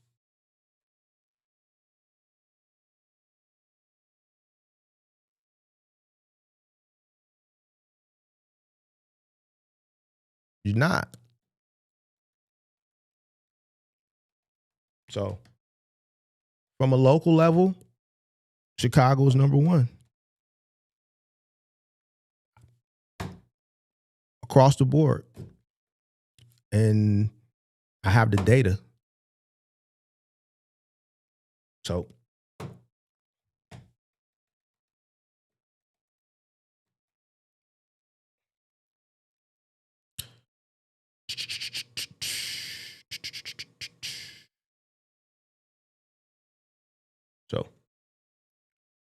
markets don't make you successful. Execution does. So understand your market if you want to stay local. You got to take the good with the bad. Like Atlanta, I keep going back to Atlanta as far as the rates down there.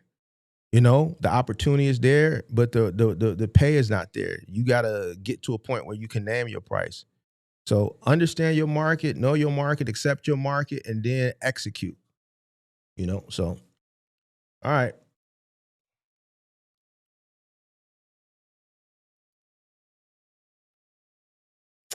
All right.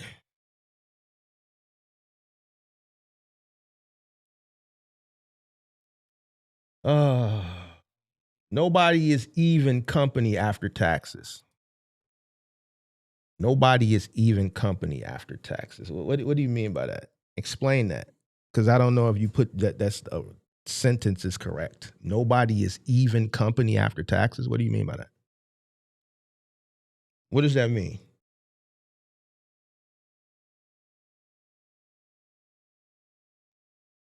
What are you trying to say? Give me a full sentence. Give me a grown man sentence, not a YN sentence. I don't understand YN, bro. Nobody is even company after taxes. What I don't understand that. What is that? What does that mean, bro? What does that mean?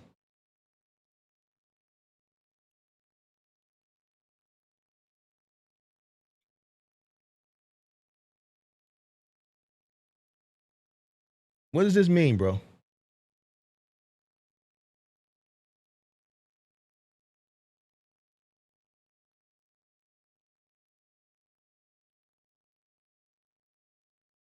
Is he saying, well, they're not making that after taxes? I think that's probably what he mean, but hold on, I'm gonna get him. I just want to make sure because I don't want to assume nothing. I'm gonna get him though. Just be cool.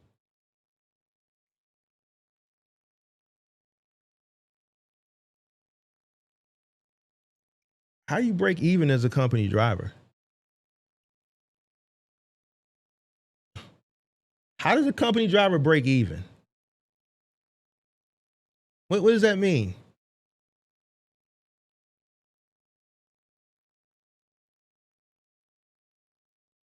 Nobody is making.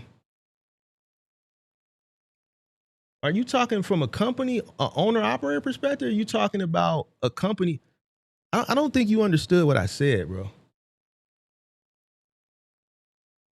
An owner operator ain't making that all anyway. Take home. Did you understand what I said, bro? See, this is where the numbers, I keep telling about anytime we come to the numbers, people are they just tell on themselves. They tell on themselves. Not only do the numbers, they can't do the numbers. When we talking about numbers, the comprehension ain't there, bro.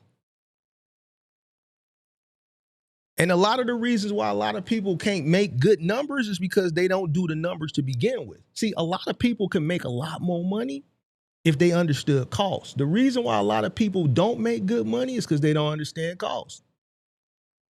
They don't understand cost. So then they complain and they say this shit is trash. A person say, yo, company drivers are outperforming and making more money than owner operators, owner operators will get in a feeling because they may be dealing with some issues right now. But since I've been talking to so many people, since I've been doing this content thing, majority of the people don't know what it's costing them to run their business. And these ain't nothing but just facts. I'm not like making shit up. There's plenty of case studies. I talk to people all the time when we put this number up, when I drop that link.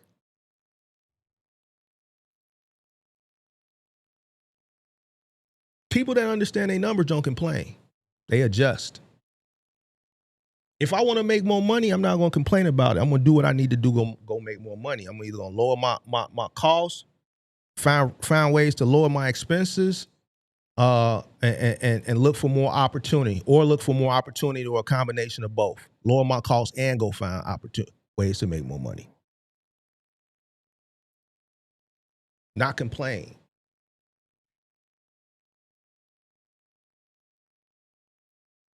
If I'm making $140,000, $145,000 as an owner operator, as an employee with benefits after taxes, I'm still doing better than most owner operators.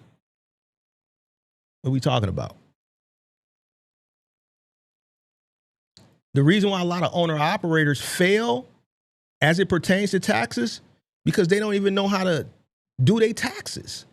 I talked about that shit the other day. It was a content creator bragging that they pay $52,000 in taxes. You bragging to your audience, that's misleading. You a fool to me.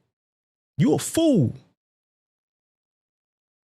You pay $52,000 in taxes. That means even if it's true, you a fool. And if it's not true, you still a fool, because like that's nothing to brag about. You a fool. So either way, you a fool. You mean to tell me you could spend the money and lower your tax obligation? You just want to hand $52,000 over to the IRS like that's cool?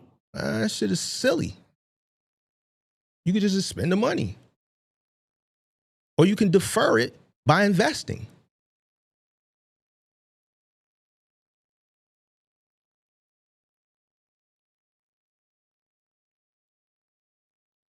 But I that's why I put that shit on members only, man, because nah, bro, I can't, no. I'm gonna let y'all keep listening to these other guys. Listen to these other guys, bro, that brag about, which I don't believe the shit. They do that shit to make it seem like they made a lot of money, so they spent a lot. That shit's stupid. I ain't never spent that much money in taxes. You mean to tell me a motherfucker with one truck, two trucks, spent $52,000 in taxes, a motherfucker with fleet, never spent that much? Why? Because we can spend the money and we can invest the money so we can defer the taxes and lower our tax liability at the end of the year. Why would we give it away? The same shit that people complain about Jeff and Trump and Elon and Grant Cardone, the same, which ain't even loopholes. These ain't even loopholes. These same tactics that they use, you can use them too, but you rather complain about them than doing what you're supposed to do and take advantage of the same opportunities. I don't get it.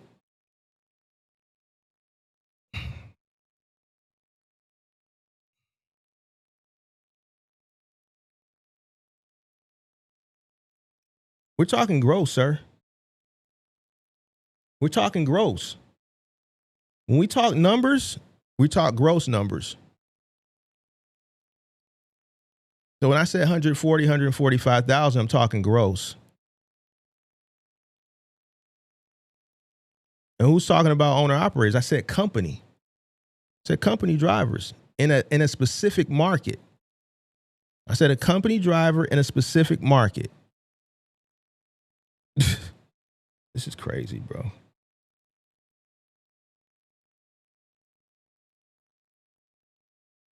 And I said 145 as an owner operator. No, I said what you're saying. I said owner operator ain't bringing home 145. You just repeating what I said. At this point, I said that.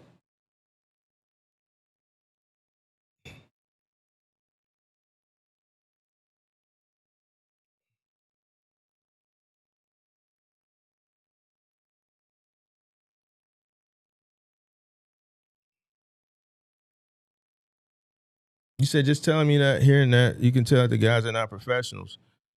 That's correct. That's why I see a lot of shit on the internet, and I don't know, bro. I see why a lot of people get misinformed because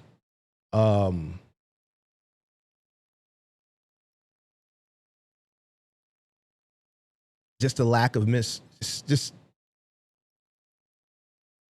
just a lack of wanting to search for knowledge and the correct answers. People just consume what they think sounds good, or they'll just consume and accept shit at face value because they like the person that's saying it for whatever reason. But you got to always remember there's people that are in the space, you know, and a lot of that comes from, you know, entrance within the past few years because of the pandemic. But what they got to understand is a lot of veterans that watch this content, and then we take it in our head and just like, yo, this shit sense whatsoever. Hello? What's up? This is Mark. Yeah. Oh yeah, I see you on the live, bro. Mm-hmm. Yeah, I was calling in. What's up, though? Are you on the live right now? Because I'm all the way in North Carolina, and the time is confusing. What the TV say? Do it say live, or what do it say? Yeah, it say live calling on my end, but I was like, the time, I know it's like a couple hours back behind. Oh, okay. Well, it don't matter So where the time is. It depends wherever you at in the country. You got different time zones. Live is live. All right, yeah, cool. Yeah, man, I just want to pretty much, man, like I've been like watching your videos and like for the last few months and everything, but I've also been in the box truck industry for quite a while. What's that? So you know what I'm saying? So I've done the final mile before. You said, what is final mile? What's quite a while? Oh, quite a while, about 5 years. Oh, okay. So I've done I did an OTR for somebody else, and I experienced that. You said you did final mile? Yes, sir. But you did it OTR? Yeah, I did the OTR first, and I worked for 2 different people. And you said you did OTR final mile? No, it was just OTR first. Okay. That's what I started with. All right. So that's how I got into it. That's how I started learning how to do like driving and stuff like that. Yeah. But I'm talking about these guys has me driving 3 weeks straight, and they was paying me $200. So you know what I'm saying? Like $200 what? I'm about to, for 2 weeks? I was going for 3 weeks. And they only paid you $200? $200, man. I was about to damn, bro. Square up with the guy. You knew? So yeah, I got you was only getting paid $200, or that's what they paid you after the 3 weeks? Oh no. They told me it was $750, $800 a week, and then I'll get a percentage of the loads. And they gave you $200? None of that. Bro. Who's these people? It was a. I'm not gonna say the trucking name because I just moved out here to the city I'm at now. That's where his trucking company is, but. I didn't know. I'm just green as hell when I'm getting in. So right. I'm like, okay, damn, is that easy? Oh, okay, shit. He said, but I knew something was wrong. He said, when can you start? I said, this week. He said, come in tomorrow, and I went straight to Tennessee. So I knew something was wrong. So I got out of the OTR stuff. So all right. A buddy I knew had a final mile contract with Rooms to Go. So I was a helper. So we moving big wardrobes, going on a military base, moving people in and stuff like that. Mm-hmm. I mean, I'm kind of like a skinny guy, but I'm strong too. So you know, I'm willing to work. Right. Working ain't the problem. I don't care about that. And we done that for about 6 months, and we only had 2 claims, and that was because we're going upstairs, and it's just the way the house was designed and the stairs. We only had 2 claims in 6 months, and we worked every day. Right. Every day. So the pay was good at the time. Mm-hmm. So the whole time I'm just watching this guy. I'm like, damn, like I could really do this. Like, you know what I'm saying? So that's when I came across your videos. Right. Cause I'm like, I'm not interested in the OTR stuff. Like that's, I'm not interested in it at all. So I'm willing to do the work. I don't mind working, breaking my back and shit like that. I mean, that's just how I was raised. You gonna work at 5 o'clock in the morning? I mean, 6 o'clock in the morning on Saturdays. You up working outside cleaning. Right. Like, so I went this year.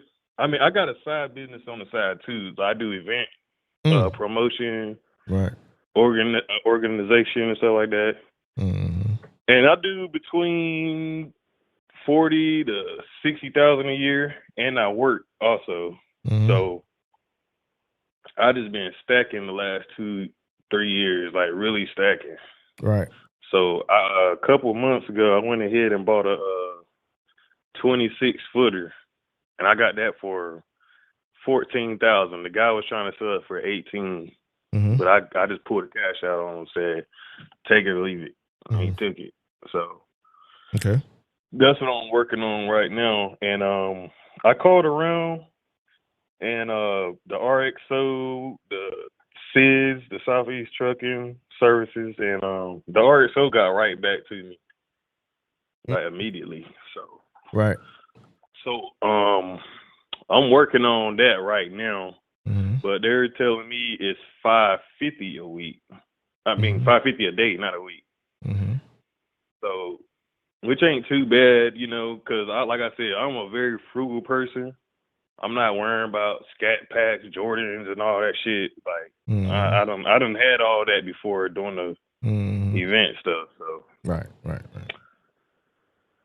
So my question is, well, I had a worker, but he got in some mess, and so he got to go back home. So I got my uncle coming to help me out, but I mean he ain't got no job or nothing right now, so he really needed. So he's about to help me get this stuff started. So pretty much, I mean, I got the insurance quote because I'm taking one step at a time. I'm not just about to put everything in there and like you know what I'm saying? I already know how business and stuff goes.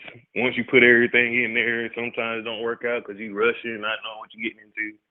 Hey man, how old are you though? How old are you, bro? I'm 28. You gotta get to it, big dog. Like I hear you, bro, but you gotta like get to it, bro. You gotta get to it. Yeah. Eating the potatoes, bro. Yeah, that's what I'm trying to do right now. No, I'm talking about get to what you trying to get to in this conversation, the meat and potatoes of the conversation. Oh, my bad, man. Oh, my bad. I'm telling you the whole life story and shit. No, I just want to say, man, like everything you be talking about, bro, you be telling the straight truth, bro. Like you just be telling the straight truth, bro. I don't know why your page only doing like 1,000 views. I'm like, man, this dude know what the hell he talking about.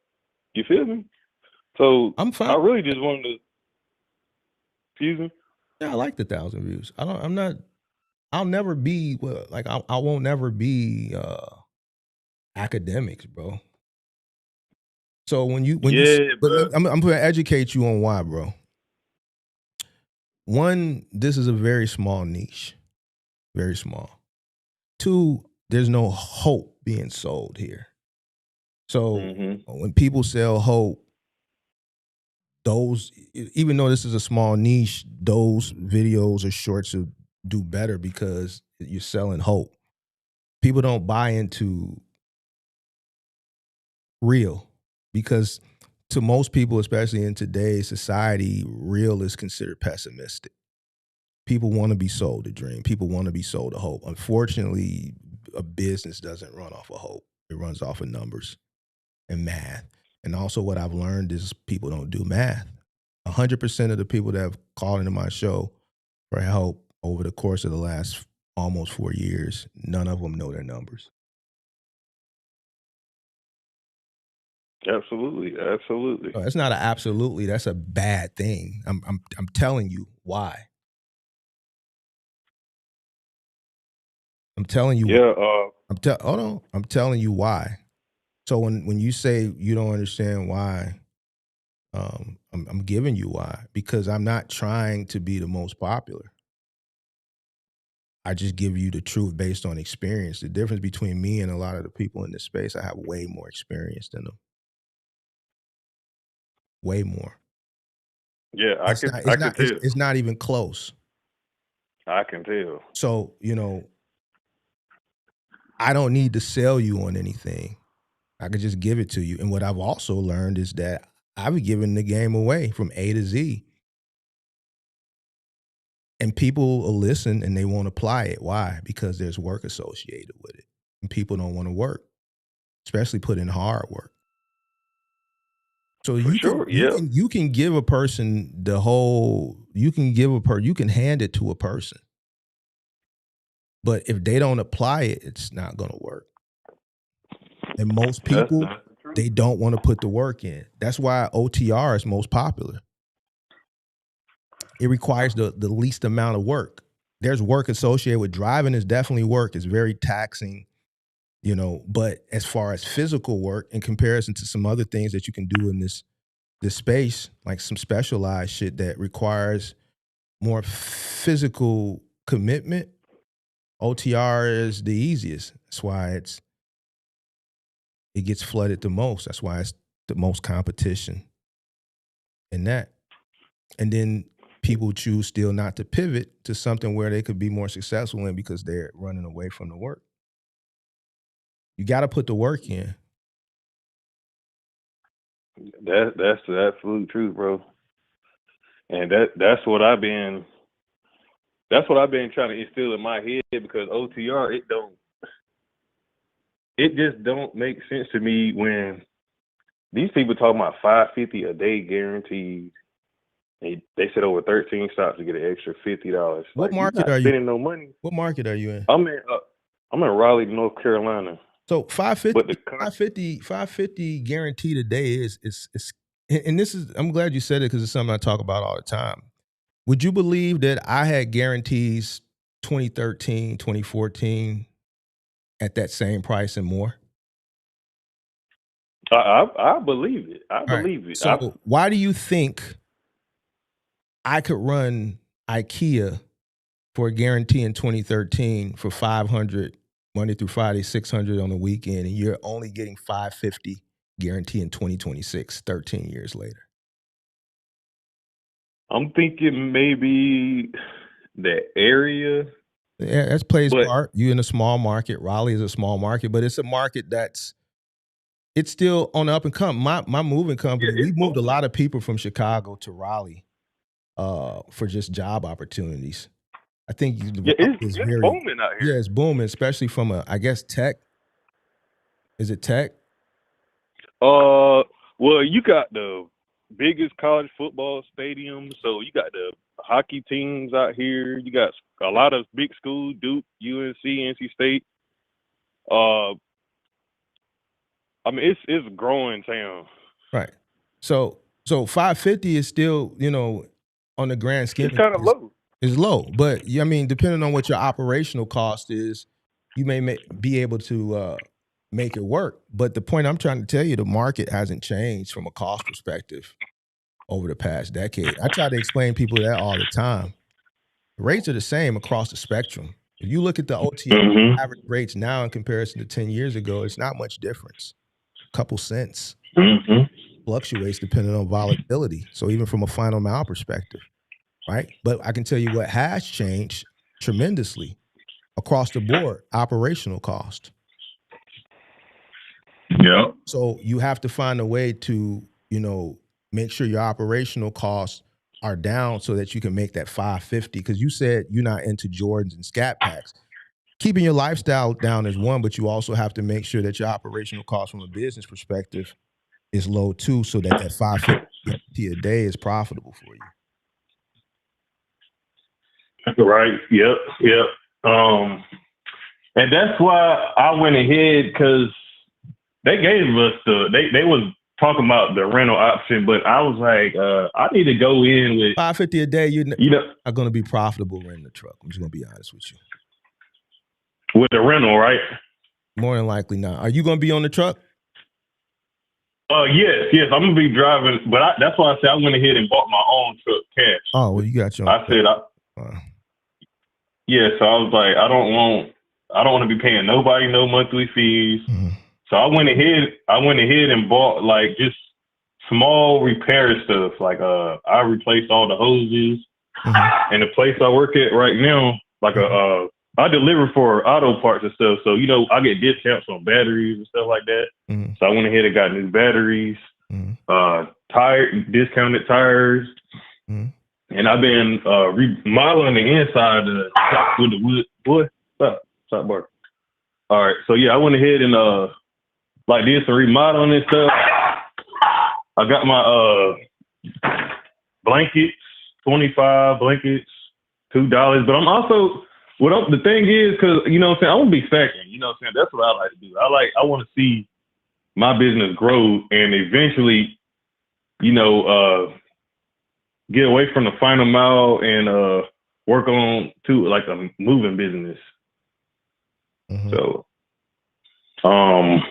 by the end of the year, why would you want to? I want to have You said why would I want to give it away? Why would you? Oh, go.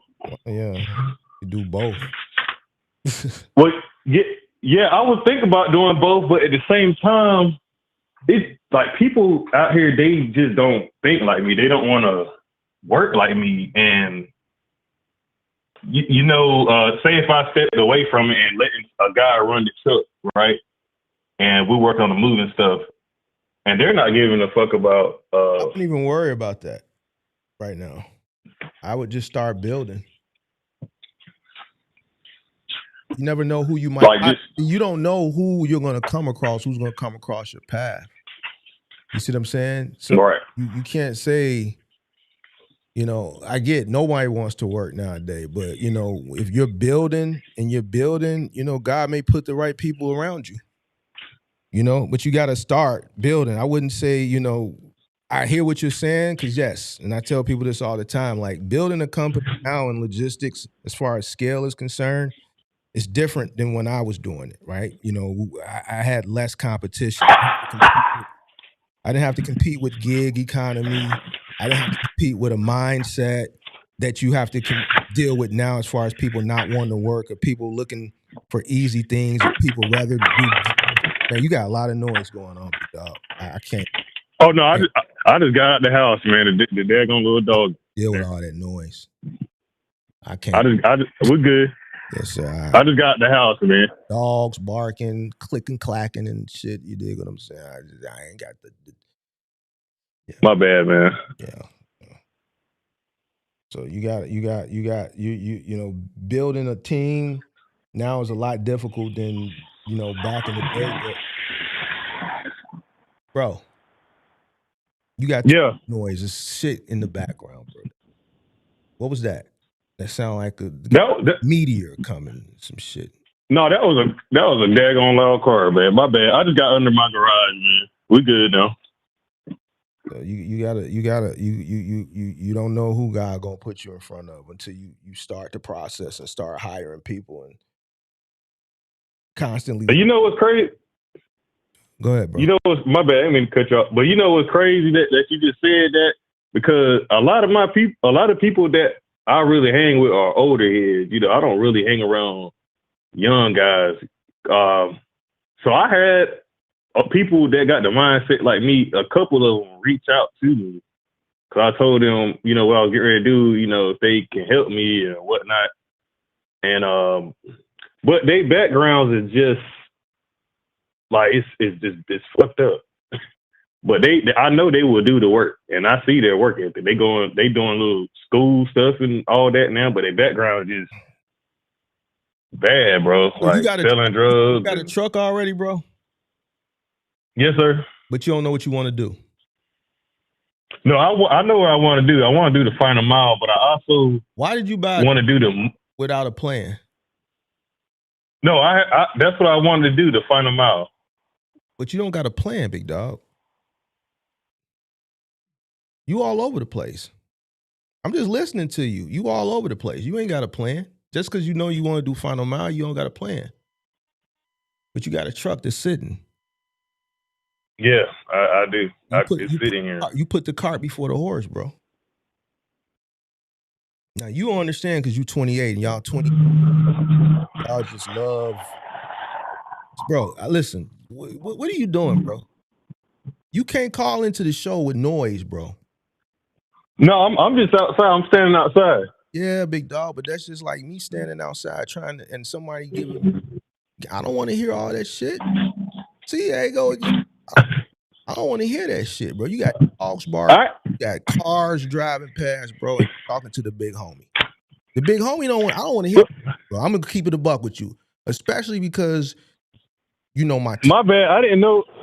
Look, I'm about to sit in the car because again, I'm about to sit. I'm gonna sit in the car and close the door. I didn't know the sound was picking up. 'Cause I got headphones on, bro. Hey, man, my bad. Cancellation on. What you got? You got some AirPods on your? No, it's some Sony headphones. Ain't no noise cancellation on them joints. Yeah, they noise cancellation. Voice I don't. Boy, turn your voice isolation on. Okay, this should be better. I forgot what I was talking about. No, you were talking about the business plan. Yeah, you put the cart before the horse, dog. But that's the thing. It's just I know if I slowly build it with just just work on the moving side, that's gonna take longer. But I can go ahead and I'm just thinking, just go ahead and get in the final. First of all, you see, that's what I'm saying. You ain't did no research, bro. You don't know what you want to do, bro. If I was going to do anything, I would start a moving company before going to final mile. Okay.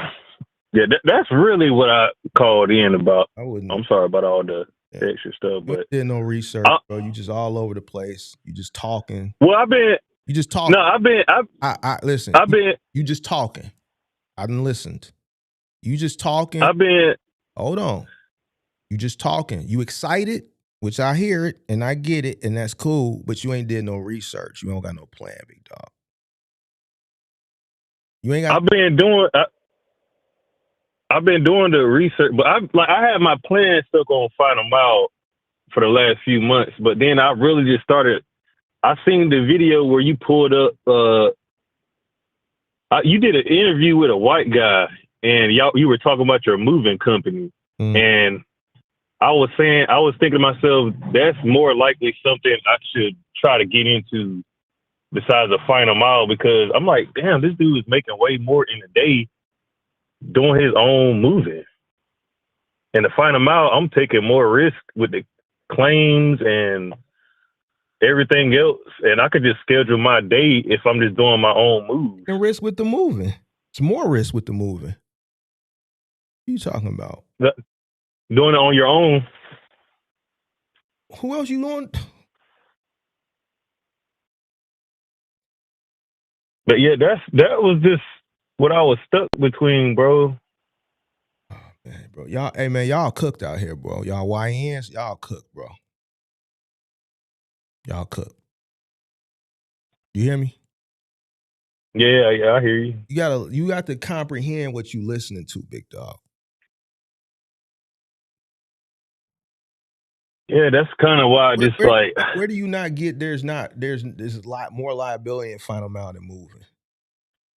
There's more items you're touching in a house than a delivery. You're touching moving the whole house. You got more opportunity to damage shit. There's way more liability. The higher the risk, the higher the reward. The reason why it pays more is because there's more risk associated with it. There go the noise again, big dog. Big dog, you gotta listen. Check this out. You listening? Yes, sir. I'm listening. Keep that noise down. I can't tell you no more, big dog. I got a lot of patience, but I can't take the noise when I'm talking, bro. I'm a little older than you. Well, yeah. I look young. I know I look good, but at the end of the day, Big Mark approaching getting close to 50, big dog. Yeah, I understand. It's just the area I live in. Hold on, I ain't done. See, you keep over talking me. See, it's patient. I'm patient to be talking to you. The patience that Yes, I sir. got to talk YN, that's patience. But I can't have that type of patience and then deal with the noise too. There's too much patience. So we gotta, if I'm gonna talk YN and have to consume the YN, then you gotta get rid of the noise, big dog. Yeah, I understand. I'm sorry. It's just where I live. I live like right by the hospital. They got damn helicopters and cars and. Close the door, let the windows up or something. I don't know what you're gonna have to do, but you're gonna have to do something. You're gonna have to do it. Cause I can't do it, bro. Sorry. I like quiet. I like peace. When you get over 40, bro, you just want peace. I don't want no problems with nobody. I just like quiet and peace. So we gonna talk, because it's taking me a lot to talk to you. Because I have to understand what you saying and then bring you back down to reality, and you kind of all over the place. And then with I have to exercise patience there. But then when it's noise, I gotta exercise. I can't do both, big dog. You see what I'm saying? Yeah, I understand. Yeah. That's my fault. Yeah. So you got rid My of the fault, noise? man. Is the noise gone? You got the windows up? You got the door closed? You stop moving around? Yeah, the windows up, door closed. All right, now talk. Yeah, I think I'm gonna go. I'm gonna go ahead and do the final mile, but I'm just gonna stack just for a year or two, bro. I'm just gonna stack for a year or two, Mm. and I think that's just best for. So you just gonna let it. So why you buy the truck, big dog? Why you buy it? No, I bought it just to get in the final mile. That's what I bought it. But you saying You know what I'm saying? money. You saying you're gonna stack for 2 years. Why you buy the truck just to let it sit? No, I got the money. You Bro, know what I'm saying? you Like missing my the point, bro. Listen, you missing the point. So you gonna let the truck sit for 2 years? No. I'm getting ready to use it in a couple months. I'm getting ready to use it. I'm getting ready. It's getting ready to get on the road, but I have to wait for my for some reason the final mile contract is requiring interstate, so I got to wait 21 days before it becomes active. Yeah, RXO requires that regardless if you're gonna be local or not. So I got to wait for that to become active, and pretty much I'm about to You gotta meet their go requirements ahead and on board. Yeah, if that's what they require. yep. Yeah. So that's just pretty much what I'm waiting for. But at the same time, I want to build a moving company while I'm doing the final mile. Just like outside, like while I'm doing the final mile, I've had some guys doing a moving company. Like, okay, we get a call on Thumbtack. Why, bro? Why? Explain to me why, and then I'll Extra tell you something. income. See, you worried about. You know, See, that's y'all problem, bro. See, this is where I have to exercise patience, and this is why I can't exercise extra patience with noise. Y'all got life fucked up out here in these streets, big dog. Y'all all want the money too soon. Don't work like that. How you gonna start a final mile business, which you don't even know how to do that, and then you want to start a moving company at the same time? So you want to start 2 businesses at the same time, and you don't know how to do either one of them. Both of them gonna fail. I'm 100% sure. yeah, Hold on. And this is where people don't like, because why would you tell them that? Because I can put up as much money as you can afford to put up, that if you do that, both businesses are going to fail. Whatever you want to bet, I'll bet it. I'll match you. Both businesses are going to fail. You don't know how to do one thing. So you're going to take on 2 things at the same time and try to do both and think both of them going to be successful. You got to focus on one thing, big dog.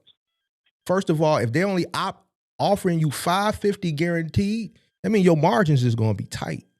You need to figure out how to profit with a $550 guarantee per day.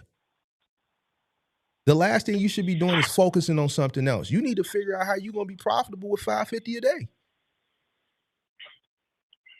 absolutely. You're right. So I think I'm just gonna stick with plan number 1, doing the final mile. That's what we're gonna do. I already got my helper. He ready to go. All right, big. I wish you the best. So I mean, that's why I called in, big bro. I mean, look, I got the strategy. You know, I can work. I'm a frugal person. You know what I'm saying? I got a business on the side that, you know, I don't be spending the money for that either. But that's what I use to get this started. So, but because I did my reading and it said that you need to have an exit strategy to find them out. It was telling me not to stay in there a certain amount of years. Like, as far as me doing it, like myself, like my body. Where you read that at? What you reading, big dog? Talk to me. Man, I'll be on Google. I'll be on ChatGPT. Oh, I mean, I'll ask the questions supposed to have and I'll go through the. an exit strategy with any business that you get in, especially today's time. But the way you talking, I hear you, bro. I hear you. I know what you're trying to do, bro. Listen, I understand. I don't talk YN, but I understand YN. I understand YN, big dog. That's why a lot of YNs fuck with me more than they fuck with your other favorite. Because your other favorite, they ain't one. So I know what it is, bro. You trying to get as much money and you want, and be honest. You trying to get you trying to, get generational wealth and get you multiple streams of income, right? That's what you trying. Correct. Yeah, you got Correct. Yeah. Nah. But hey, Nah. See, you listening to these people, they selling you this bullshit, big dog.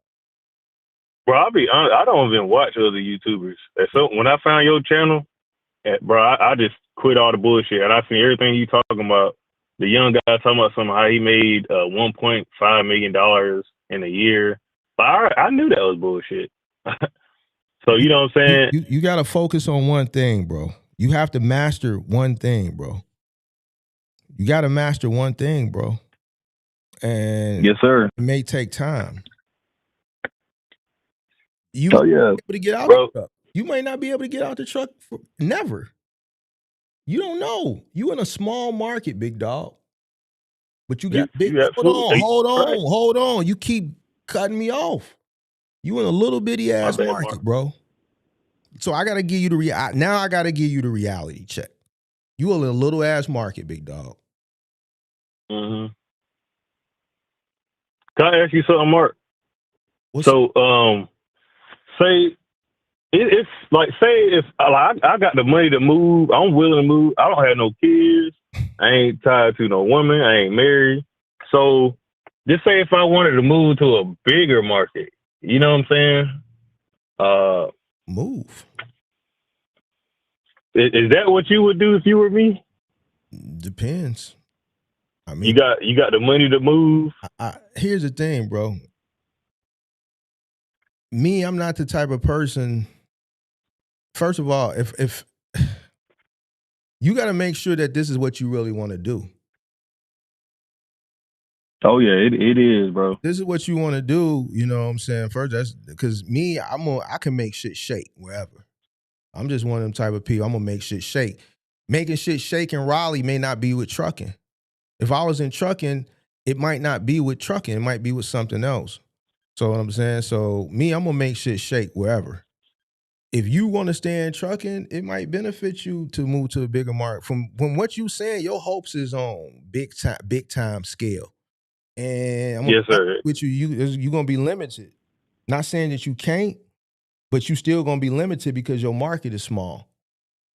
Mm-hmm. See, I was thinking the same thing because it's a lot of people here. It's a lot of people. Kick it with you like this too. I got a few subscribers that have become subscribers because they have moved to my market. They have come from smaller markets and they moved up here and they having a hard time navigating. So just because you move to a bigger market don't necessarily mean you're going to reap the benefits of the bigger market. They having a hard time navigating. I'm not lying because they come into the Discord. One of them in particular, I'm not going to really go there because that's Discord talk, having a hard time navigating out here in these streets. Absolutely. You see what I'm saying? So just because you come to a bigger market, it's still you got to know the lay of the land. You got to understand, you know, how to move and shape the people that you got to hire. You know what I'm saying? You got to know how to control these people and get them to do what you need them to do. It's just not as simple as coming from Raleigh, moving to Chicago, thinking you finna run up a bag. I know the house. Here, no, fuck the houses, bro.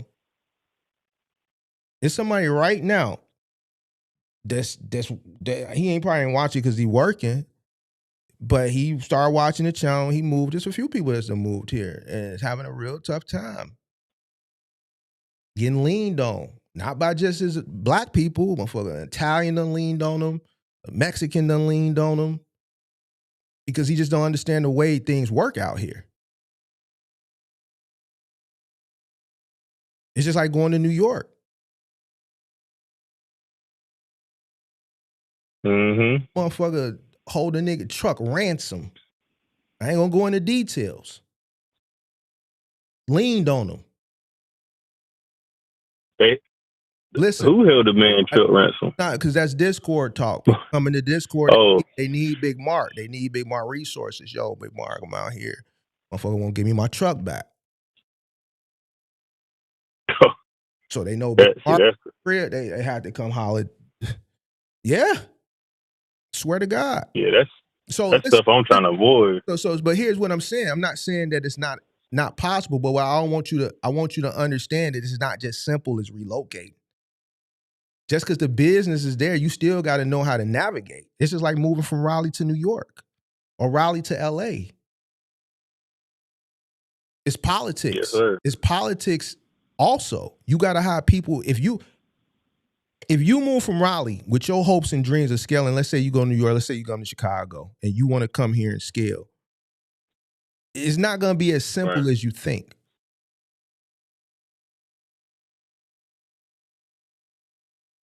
Yeah, I know, bro. I know, man. Like it ain't nothing simple, man. All right. So this is what I'm trying to tell you, bro. This is what I'm trying to tell you. Come up with a plan, bro. You don't have a plan. Understand what you're getting into.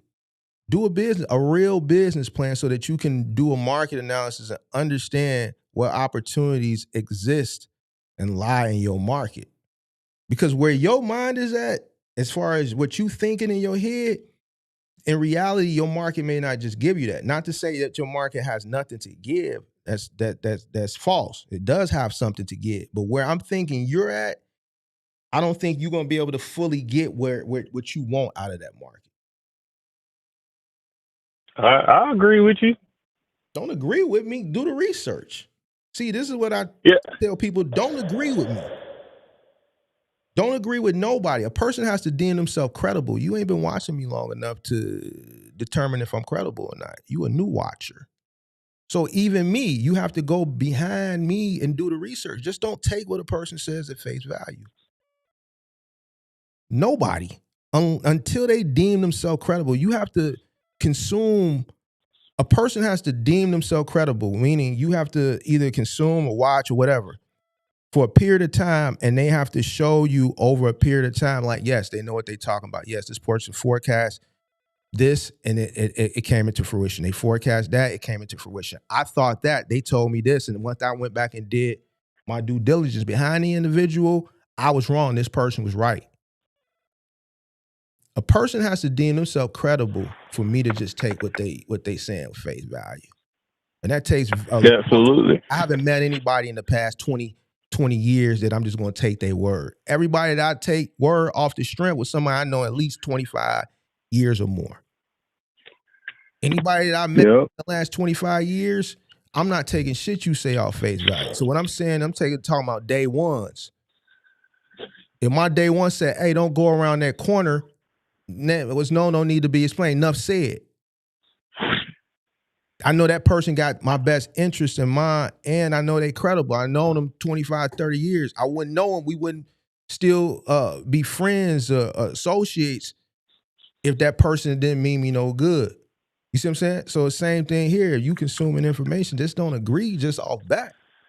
Do your research. That's why I said go do your market analysis, bro. Don't take what I'm saying on face value. I agree with you. And I went to. I don't know if you ever heard of SIDS. They call it SIDS, Southeast Independent Delivery Service. The Southeastern In- regional 3PL. We don't got them up here, but I know what you're talking about. So I went there, and I'm talking about these guys. The guy I talked to, man, the recruiter, he was hyped. Like, I went out there. They tell me what you're getting paid a week and everything, which is more than the Lowe's contract that I'm getting ready to do. So they're talking about $3,800 a week off rip. It goes back to what I said last week. Privatized companies going to pay you more than a publicly traded company. I talked about this last week. So when I got started in Final Mile, it was in the olden days when most of the 3PLs were private. As soon as the big box, the mega carriers started to acquire the 3PLs, right? That's when the rates changed. When I was running under Urban Express and Dynamics and Select and all these companies before they got acquired, privatized companies will always pay you more than a publicly traded company. XPO, which is RXO, is publicly traded. So they have the shareholders' interest in mind, not yours. They have to remain profitable, right? A private company, hold on, man, I'm trying to teach you something. You keep cutting me off. You have to listen. A privatized company, it's in their best interest to appease the retailer because they want to keep those contracts and they want to maintain a healthy relationship. So they'll pay you a little bit more. XPO, they don't give two shits about paying you more. They not finna budge. They not finna negotiate. It is what it is.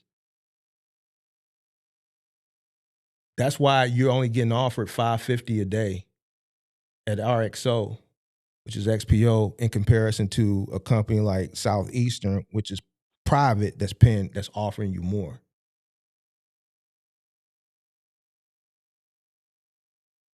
Yeah, that makes a whole lot more sense. And whenever you said something about the politics a few minutes ago, when I got to the warehouse, they had me do just a walk-in to see what's going on. Like, I'm not trying to sound racist or nothing like that on the channel, but I walked in, so I immediately just noticed from 3 years before when I was a helper, I noticed how everything changed. There was absolutely no black people in there. It was all Hispanic people. The helpers weren't speaking English. I tried to say, hey, what's up to them. They didn't know what the hell I was talking about. So what do you see? Excuse me? So what do you see now? Oh, it's nothing. It was nothing but Hispanic people. The manager was Hispanic. Everybody in there was Hispanic. There was no black person. Then you said you walked in 3 years ago. When I was in there before, it was just African Americans. Everybody was African American. You had one white guy that came in and helped the guys load the trucks up, make sure they're doing what they're supposed to do. And you said this was how long? This was 3 years ago when I was a helper. It was all black people, and it was one. That's not racist. That's just a dynamic shift. You know, a lot of exactly people came into the country over the course of the past few years, and the mindset, or the mindset of how, you know, black people look at work has changed too. So, you know, we did have a lot of those warehouse jobs. Now, you know, the younger generation, just people's mindset in general, they just don't want to work. So we've given up all those jobs that you'll probably never get back. You know, it's just like I was talking, I don't know if it was in here, but like just even fast food. Like, Chicago's a very segregated city. So if you go to a McDonald's prior in a black neighborhood, it was black people working, and now it's all Hispanic. You know, once the pandemic came and people got money and they just quit and the mindset changed as far as work, people just stopped working certain jobs, and the people who did want to work would come in. So now you got people traveling from the other side of town to work at McDonald's, whereas prior, the people that worked at the neighborhood McDonald's lived in the neighborhood. They would walk to work. And now it's going to be hard to get those jobs back.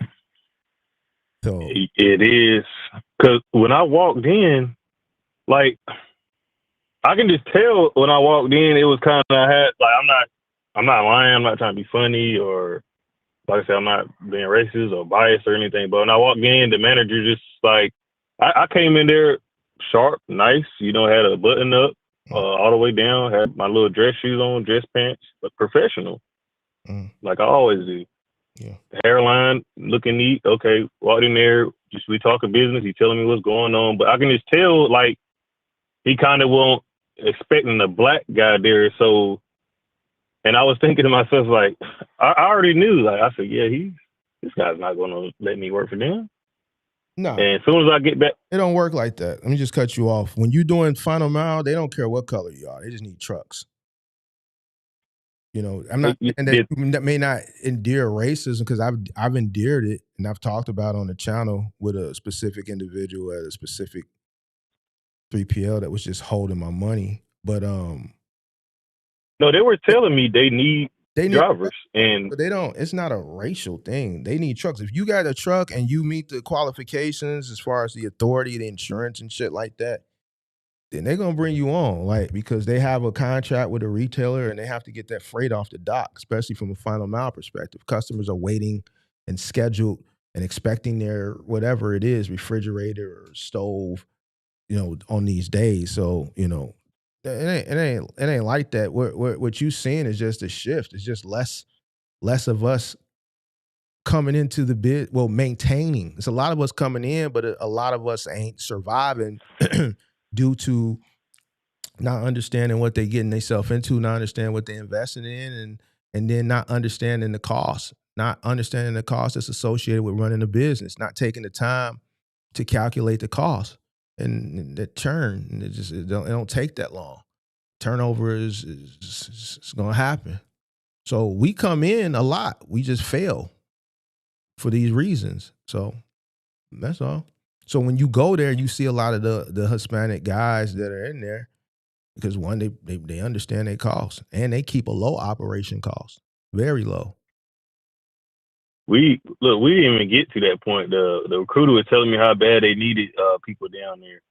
And when I got there, when I was getting ready to leave, the guy just shook my hand and said he was going to send me all the paperwork over and he's going to get me started. When I get home, the recruiter hit me up talking about, they don't need any drivers or they don't need any more help.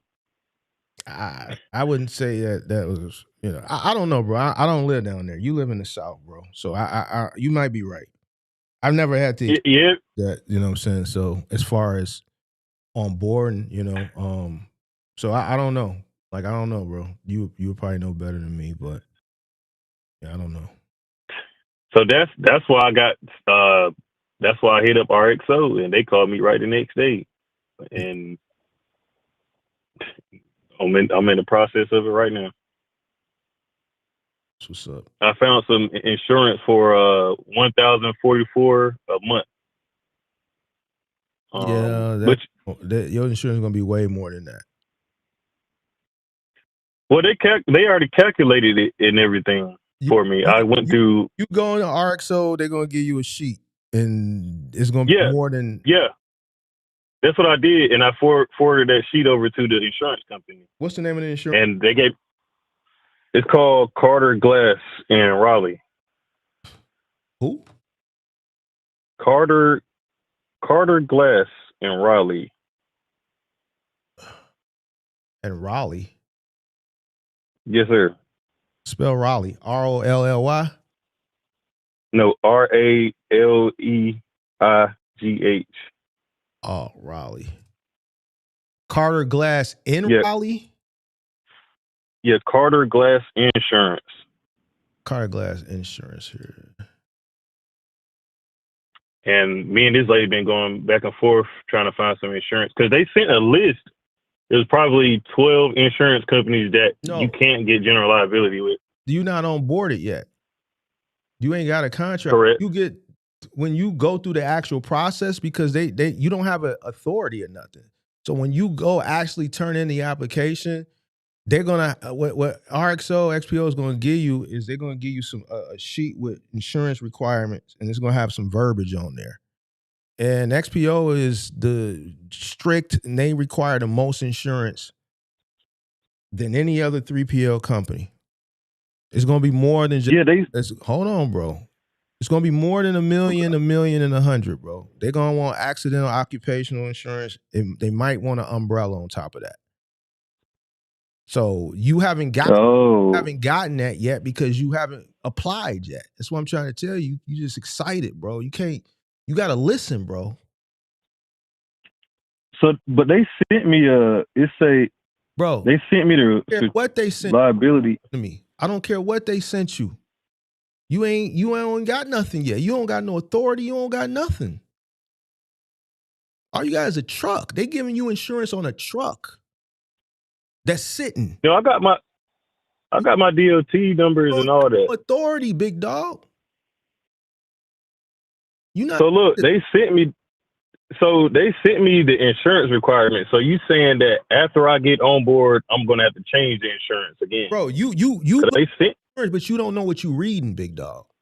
Listen to having this conversation with you. I 100% know that you don't know what you're reading. No, that's why I sent it over to the Carter Glass Insurance. I said everything has to meet these requirements on this paperwork that they sent me over. Okay, to get into. I guarantee you, if I read that what they sent you, they got workers' comp or accidental occupational on there, bro. Yeah, I had to sign up. For that. Okay, your insurance. You're 28 years old. Yes, sir. What year is this box truck you got? It's a 2012. You got Hino. You got a 2012 Hino. You're 28 years old. When the last time you got a ticket? It was last year. It was a window tint. Okay, that's not a moving violation. So when the last moving violation you got? This was 2016 when I was speeding. It was like 10 over. You got what was you, 15, 16 at the time? No, I was in college. I was 17 or 18. I was trying to sell some shoes and got pulled over. All right, man. I'm just gonna take your. I'm just. You'll understand. It'll all make sense to you later. Don't worry about it. Don't worry about what? The insurance. They'll tell you what. They'll tell you what it is. Okay. Yeah, I mean they sent me this paperwork. It's 2 pages. Yeah, I know. And I said, what do I need? I said, 'cause I don't want to just go out there and buy insurance and then you tell me it's wrong and I need to change it. Just know that you don't know what you're looking at, big dog. I mean, is there a way I could send it to you? You can email it to me. All right, you had a screenshot it. All right, what's your email, bro? It's on the mark@thementormark.com. All right, hold on, let me. But that's what they sent me. Because I said I don't want to just go out there and pay for something, man. I mess around, got to turn and pay something else again. Mm-hmm.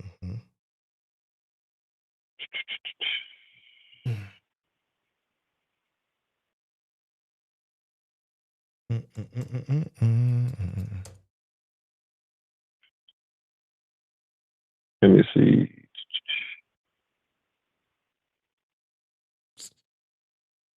Is it in your all right. I thought it was in your bio. It is.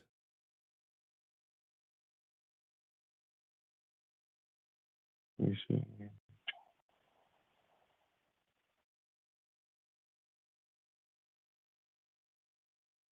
Where is it? All right, yeah, I'll just type it in. You said Mark? Yep. At Mark the Men. No. Mark the Mentor? No. Mark at the Mentor. Mark at the mentormark.com.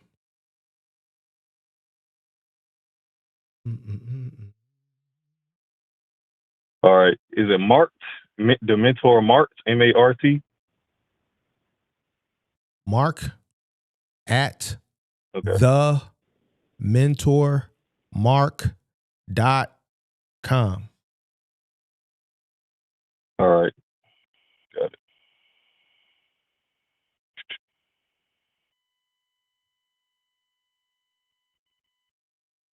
Yeah, I just sent it over. He said, upload an attachment. We'll see when done. Okay. It should have sent.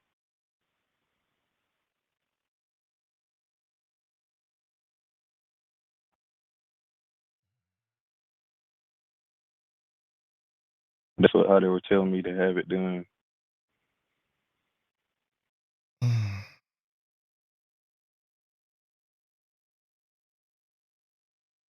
But also This was cargo insurance. TM. Excuse me? Your initials is TM, right? Yes, sir.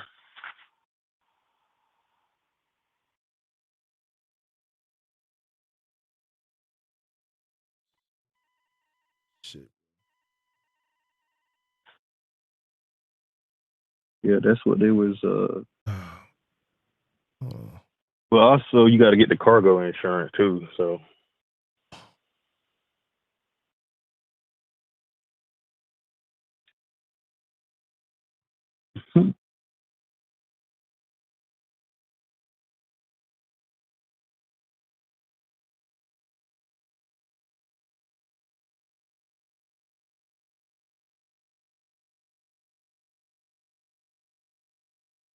Yeah, bro. Your insurance is not gonna be no $1,000, big dog. You got workers' comp, like I figured.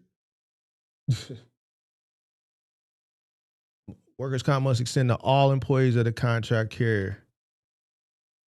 Occupational accidental includes $250,000 accidental death and dismemberment benefit, weekly total disability benefit, and permanent total disability. But I told you, bro. I know. I ran this.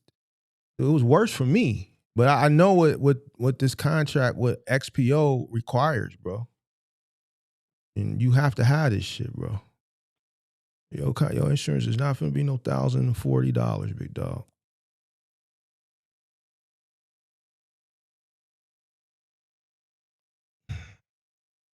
Hello? yeah, I'm here. I was just listening. Yeah.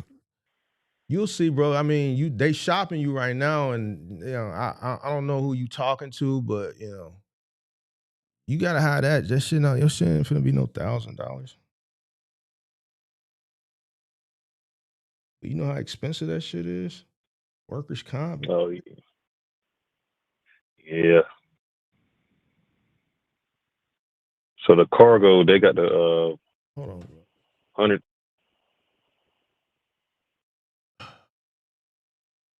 cargo premium is $1,256. Auto liability $2,185 down payment. General liability $939.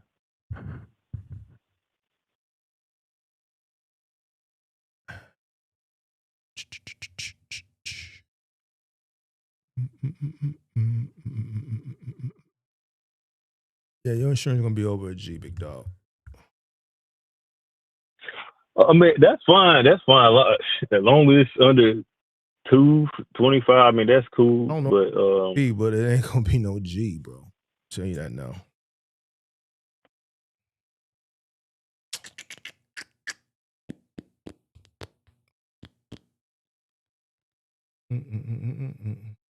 But yeah, what else you got for me, big dog?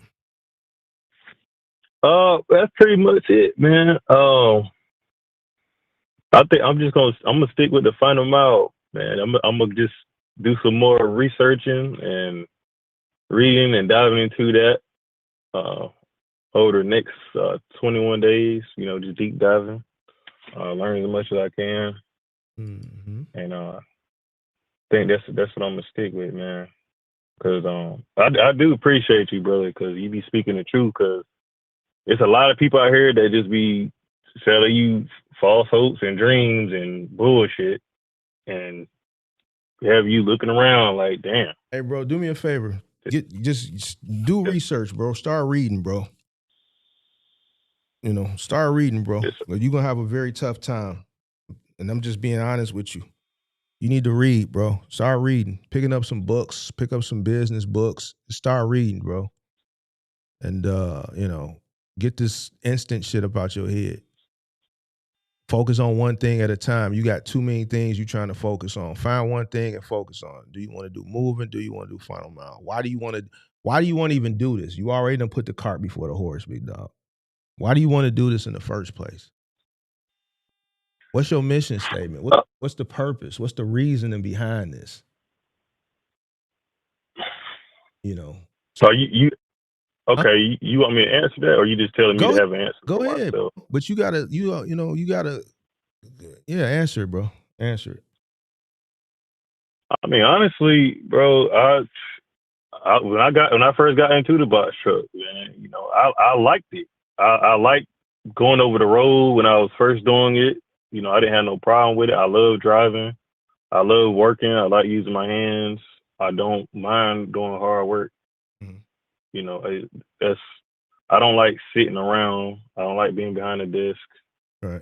I don't like just wasting my days and hours away. Mm-hmm. I like putting myself to good use. And well, why do you want to do the box truck, bro? That's all fine and dandy. But why do you want to do the box truck, bro?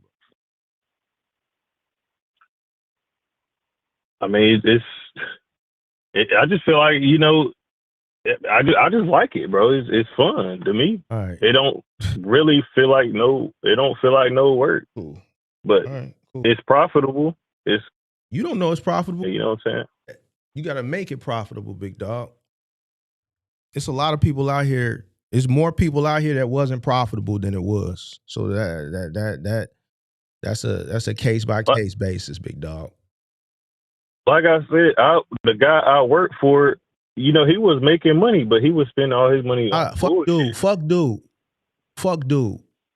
That's the dude you work for. You dude, it's people that work for me that thought they could do what I did. And they failed. It didn't take long. They was right back working for me.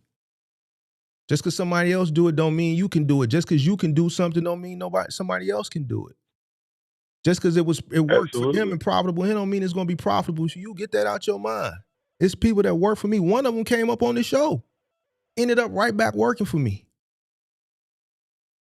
Yeah, I heard about that story. So that don't mean shit. Just because the dude you work for did it and was doing it, and he may or may not been profitable. Unless you had access to the inner workings of his books, then you wouldn't know. But let's say he is, yeah. Which he probably is. That don't mean you are going to be. And listening to you, there's still a lot of naive in you that you need to get up out you. So that you need to, like, what works for one person don't mean it's going to work for the next, and vice versa. There's more people that have come into this that haven't been profitable than have been. And these is facts. I'm not making nothing up to sound good. It's just facts. No, I know, but I'm trying. The business that I have on the side, I'm trying to incorporate the knowledge of business because I'm very successful what kind at of business that. Is that? What kind of business is that? It's an event organization. I book artists and I sell the tickets. It ain't the same shit, bro. You a promoter, bro. It ain't. You a promoter. It ain't, but it ain't the same. It ain't, but I can pay Sexy Red $25,000. And you know what? All right, how much Sexy want? She want 25? She want 20? All right, she gonna hold on. How much you want, big dog? How much you want? How much Sexy? She probably gonna want about 75, okay. But still, I've seen people. 20. Who can we get for 20 right now? Who can we get for 25, 30? Who can we get for? Probably can get Boosie. Boosie, we can get Boosie. All right, let's get Boosie 30. All right, bet we're gonna get Boosie for 30. This is what your job is. We get Boosie for 30. All right, so now we need to find a venue with so many seats. All right, now we got a venue with so many seats. How much we gonna take that to 30,000 divided by this many seats? All right, bet. Now, boom. All right, so now we got our break even plus our profit margin. Boom. Now bet. Now how many VIPs backstages can we sell? All right, boom. Yeah, we can make money off of that. Boom. What Boosie want? Boosie want. Okay, we got to get him car service, this, that, and the third. He want a hotel. He want this many hotels. We got to get him black trucks. He want this many plane tickets. He want fucking a 5-pound bag of Jolly Ranchers on his rider. Come on, big dog. How you think I know all this, big dog? You think Big Mark can't put a little money in on the bring hard? I know about the riders. You know, this nigga want a half a pound of Jolly Ranchers. They want a case of a Moet Rosé. They want 3 cases of water. All this goofball ass shit. This motherfucker want roses and shit. 3 dozen roses in the room and all this clown and shit. You like, damn, what do you want that shit for?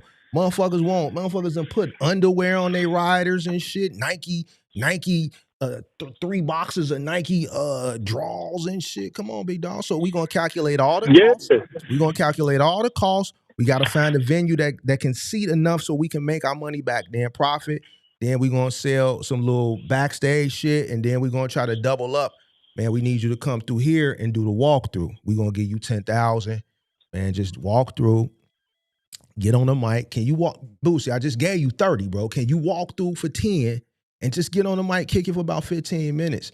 Then we know what we need to do at the club. Boom, man. 200 for dudes, 100 for ladies. You want to jump the line? I need another 150. Come on, big dog. You're talking to Big Mark. It's a different. Yeah, you know. Yeah, I know. It's a different game than trucking, big dog. It is, and that's why I'm trying to get in. I'm trying to kind of like just get away from that and just start something that means more. My bad. Damn. All right, so I'm just trying. You could be successful.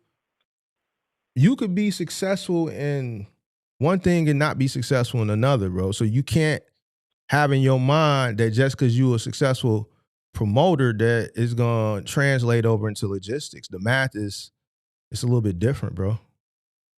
Yeah, it's all math, and I realized that when I was buying these hoses and stuff. I knew it was gonna be expensive, but I don't have no problem with that. You said, but at the same time, you said what when you was doing what? I missed that part.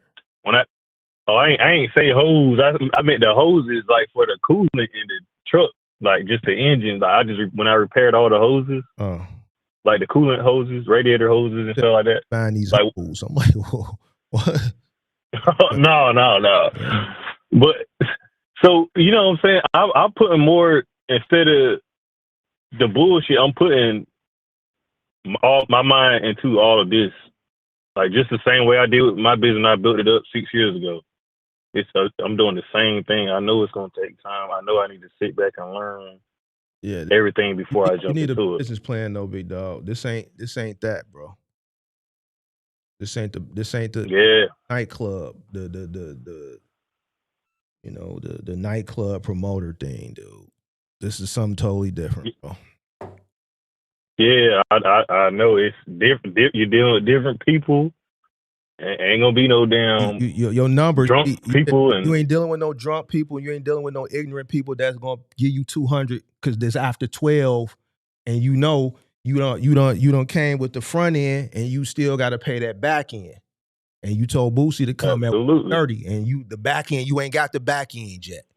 You ain't got the back end. Absolutely. So now, hey, after him, I need 200. 200, man, big homie, you just said 100. Hey, 200 for guys, man. 200 for guys. Fuck it, man. Boosie, they gonna pay it. Boosie on the way. Fuck it, bro. We still about 5,000 from the back end. They gonna pay it. They gonna pay it because they got the neighborhood with them. They got a few little Brenalls with them. And Buddy, he paying for everybody. So I see Buddy. I see Buddy and start right here with Buddy. Cause Buddy, he gonna complain, but he gonna have to pay because he can't look bad in front of the broad. So he gonna pay. And then everybody after him. Absolutely. We still short on the back end. We short on the back end. See, you can't do that with truck. You can't do that. Exactly. It don't work. Exactly. And see, I was a guy, whenever I went to the club for the first time, I sat back and saw, like, I said, damn, this like whoever put this shit on making all this money, these people going back. I was with a girl, she going back and forth to the bar. She done spent $400 off drinks, and I'm counting the people in there. Like I'm that type of dude. Like, yo, this dude making a killing. That's how I started mine. Like Yeah. Well. it, building and researching. But I know I could do the same with this, but like just I put myself in a different headspace for this business right here. Not that promoting shit. It's two different lanes, like you just said. You dealing with two different people. You dealing with people's shit that's going inside their own. They don't want no scratches. They don't want no dents. But like I said, I already experienced it when I was with doing the Final Mile with old buddy. People that Indian people standing over you while you putting a little girl bed together and all that shit. Like, I could put on two different vines. I could put on the promoter one, and I could put on the, hey, how you doing? How's your day, ma'am? We're gonna do this. Yes, ma'am. Yes, ma'am. No, sir. Yes, sir. Like, I was. Yeah. I know what to do, but like you said, I need to go ahead and dive in, take notes, do the business plan, and I'm gonna let you know how it's going, bro. Because like I said, I'm not one of these flashy dudes. I could be a flashy dude, but that's what the hell is a chain gonna do for me? That chain ain't gonna do nothing. Sit on my damn dresser, or if I wear it, I don't want to go out no more. I don't drink no more. I cut all that off, bro. I'm married to the business, the game. This is what I want. Right. All right, big dog. Keep checking in with me. I gotta take this other call. Okay, Mark, bro. I appreciate you, bro, right. And more blessings to you. Same to you. Thank you. Hello. What's going on with you? What up, though? Shit, I really just wanted to call you, just converse with you, because I'm looking to enter into the box truck. I just wanted to stop it up with you. What up? Yeah, I really just wanted to let you know, like, where I'm at and what I'm trying to do and get your input on it. Is if you can guide me in a direction and basically what's the best decision for me. What up? Yeah, so I'm in Ohio. I'm in Toledo to be exact. But I'm trying to figure out exactly like what's the best niche for me to explore, because I'm not a fan of putting all my eggs in one basket. So I've been educating myself as far as like the local, regional, over the road. But my preference, I really want to like explore the regional and over the road. But my only concern with that is coming across all my research, people saying brokers not going to work with new authority. So I'm really trying to figure out a game plan to get around that. You gotta stop listening to these guys, bro. No, I'm not listening. I'm not taking the shit and just running with it. I'm basically, okay, if that is accurate, how can I prepare for this? I mean, some people ain't gonna work with you, but there's people that will. You just have to make sure your cost is competitive, because the people that work with you, the people that work with you, they are gonna have the leverage. Low ball. Because no, you can't say low ball. We gotta use professional terms. They're gonna have the leverage. Right? So, but if you understand this going in, then you'll be more well prepared. You see what I'm saying? Yeah, I'm most definitely, because that's all I've been doing is sitting back crunching the numbers, like where I'm at with my numbers, doing everything. Because for me right now, how these people trying to play it with these predatory contracts, I'm like, yeah, I'm not going that way. So What predatory I'm probably contracts? What predatory contracts? Man, you hip to DeBerry truck sales in Florida, Sanford, Florida? No, what about them? Yeah, okay. So basically what I did financing? was, You talking about the financing for the truck? yeah. So I was basically just exploring my options, because I know you're not a fan of leveraging credit, but I can go both ways. I can either pay cash or leverage my credit. So I wanted to see what they could offer me. So once they came back with the offer, it was a predatory ass contract. Not a contract. I'm like, yep. That's a you talking about financing agreement. You financing the truck. So, yeah, but it's still a contract because it's a 30-month term. Like, this is the contract. 30 months? For 30. Yeah, it's a 30-month contract. That's why I'm about to break it down for you. It's a 30-month term. But mind you, the truck, I basically just told the dude at DeBerry to just send over my information just so we can see what they can do for me, because I know I have great credit. They didn't pull my credit. My credit at a 780 far as the Experian, and then the Equifax was an 810. The hard money, Mind you, with the hard money deal, so they don't care about credit. They care about Yeah, your yeah, they don't desperation. care You're about nothing. desperate because if you're dealing with them, that means you're desperate. Yeah, so I was just seeing what they could do for me, basically just to test the water, just to see. So I'm like, okay, I'm gonna see. So when they come back, long story short, they come back with, they want me to put 40% down. Mind you, I never even test drove this truck, never even negotiated. I just wanted to see what the number was gonna be, just to test the water. So he sent dude over at DeBerry, sent over the information, sent over the invoice for $37,000. Of course, they added their little fees and the sales tax and all that. Okay, so it came up to $39,593.63. So they wanted 40% down. That put it at over $15,000. Then they added an additional $1,500 fee. Always want to come with these fees. So they wanted over $17,000. Then they hit me with $1,334 a month for 30 months. That's $40,000 back. So y'all want me to give y'all $16,000 in interest in 2.5 years? I'm never going for that. I'm not about to do that. Okay. Yeah, so basically, so that's where I'm at right now. It's like, because I have a truck that I'm looking at. I already reached out to mobile mechanics in that area, got their feedback on how DeBerry do business. They both gave me great feedback on it. So once I get down there, hire one of them to inspect the truck, because I'm looking at a 2019 Freightliner M2 with a Detroit diesel engine in it.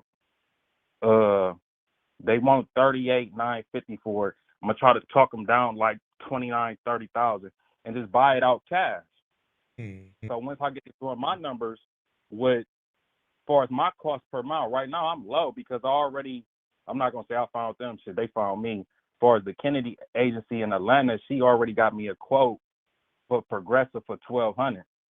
So I'm like, okay, that's cool. Because when I'm calling Byberg, Geico, they all hit me with $2,400, $2,800. Because I had some stuff on my NVR, but some stuff that came off. But she informed me, like, as far as when you're dealing with commercial, it don't really matter when it falls off because they can go back 5 years. So I'm like, okay, that's true, because all these incidents occurred in 2023. So even we in 2026. So if they go back 5 years, that's gonna go back to 2021. But she pulled me this great rate compared to what I was getting, so I'm gonna just go ahead and get that. So when I get to calculating all my expenses, and then I did it on the average of $10,000, which I'm willing to go more than $10,000 a month, I'm at less than $1 cost per mile right now.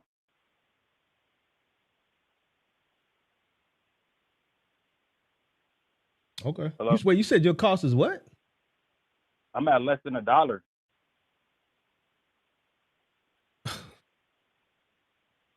And I can list off everything I have listed as far as my expenses too. Because you got to think, a lot of people costs is when they paying them high truck notes, that already be at 20 cents plus just right there. When people paying $2,000 plus a month, I'm gonna eliminate that by paying cash. I don't have that expense. You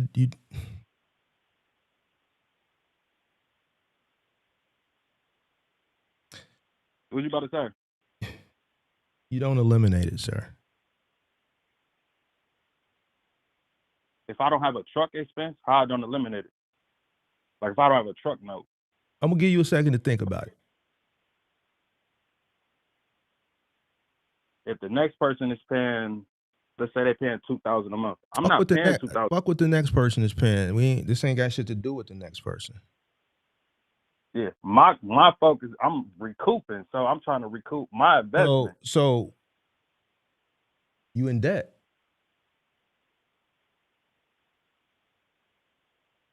You don't have a truck note until the truck is recouped. If you spend $40,000 on a truck, then that's $40,000 added to your overhead debt. We talking business or we talking hustling? Which one we talking? Talking business. All right, then. So how if you go out and you buy a $40,000 truck, you don't have a note? You ain't recouped it.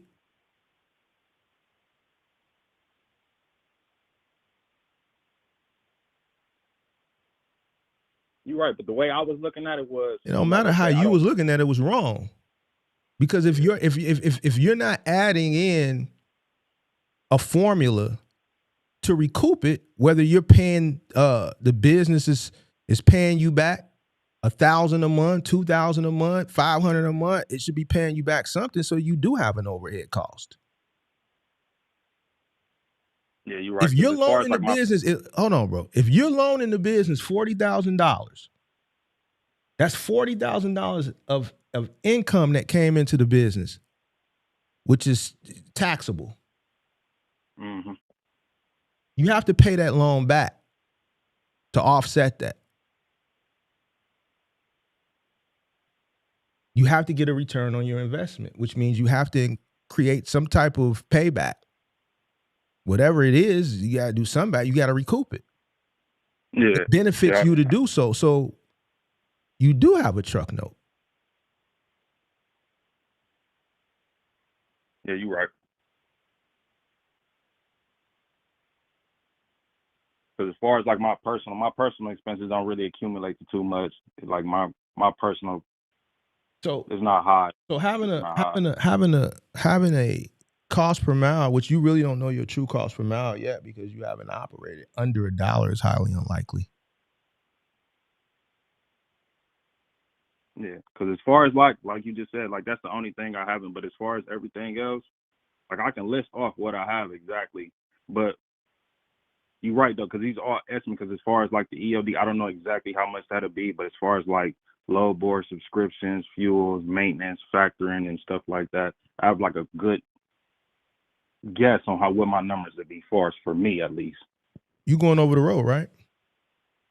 That's why I said like I have no problem going over the road. So your but fuel is gonna fluctuate.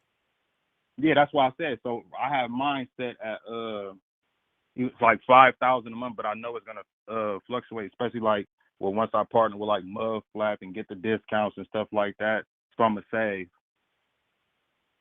Yeah, your cost per mile is gonna be it's gonna be over $1, bro. So that under $1 thing you thinking you can bro. It's not realistic.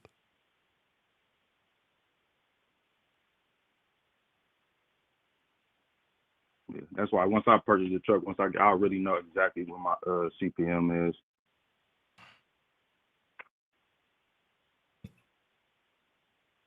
What else you got? So what's your take on the Toledo market? Because I know you be familiar about like certain cities in their market. It's a small market. Yeah, that's why as far as my options, it'd have to be regional over the road because it's really small. Yeah, I don't know as far as local opportunity. I'm not sure, but it's definitely a small market. So over the road might be your option. Yeah, because I know you preach that find them out, but I'm like I don't see that being lucrative here at all. It's way too small. Yeah, Toledo is a small market, so yeah, you might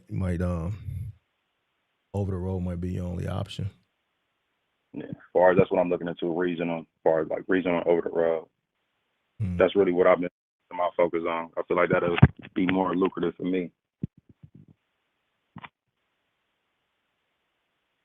What else you got for me? That's pretty much. That's really about it. If you have some questions to ask me, that way I know if I'm prepared. You just brought that to my attention as far as like add that into the cost. I ain't got no questions for you, big dog. That's what the number is up there for you to call me. I don't know what to ask.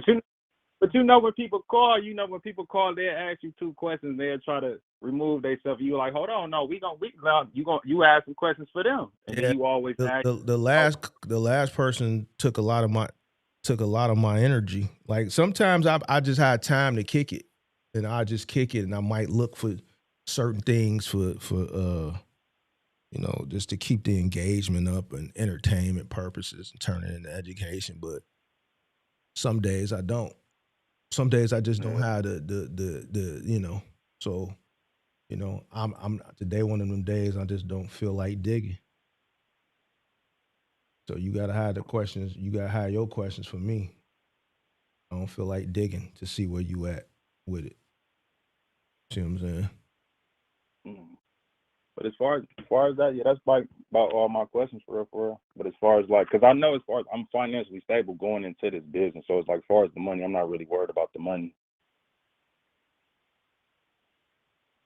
Well, sound like you gotta get a plan, and you need to get a little bit more understanding on business. Just based off what you said, as far as once I buy the truck, then I ain't gonna have that cost. That told me a lot right there, and I feel like that's very. Well, I was saying as far as like You when said people, it though. Nah, you said it. You said it. How you said it. That's why I gave you enough room to hang yourself. I gave you an opportunity to fix it. I said, man, think about it. I gave you a chance to fix it. You didn't fix it. If you would known, you would have never said that, because any money you spend, you got to get it back, big dog. That's why I say you can't. You dig what I'm saying? You can't get out of that one, big dog. That's very entry level, based on entry level research of understanding business. That's entry level. Anything I put in, I got to get it back, especially if I'm loaning it. I say that's the first phase of any investment. Recoup the money you initially invest. All right then. So you gotta do a little bit more, research, understanding, introduction to business, because it don't matter how much money you could have, more money than the average person that's coming in. I've seen people that come in with money and lose it all. Yeah. Like this. Yeah, I don't watch. Yeah, this shit. It don't take long, bro. Yeah. It don't take long. Like I literally, they sent me some shit last week. One of them pages that do a lot of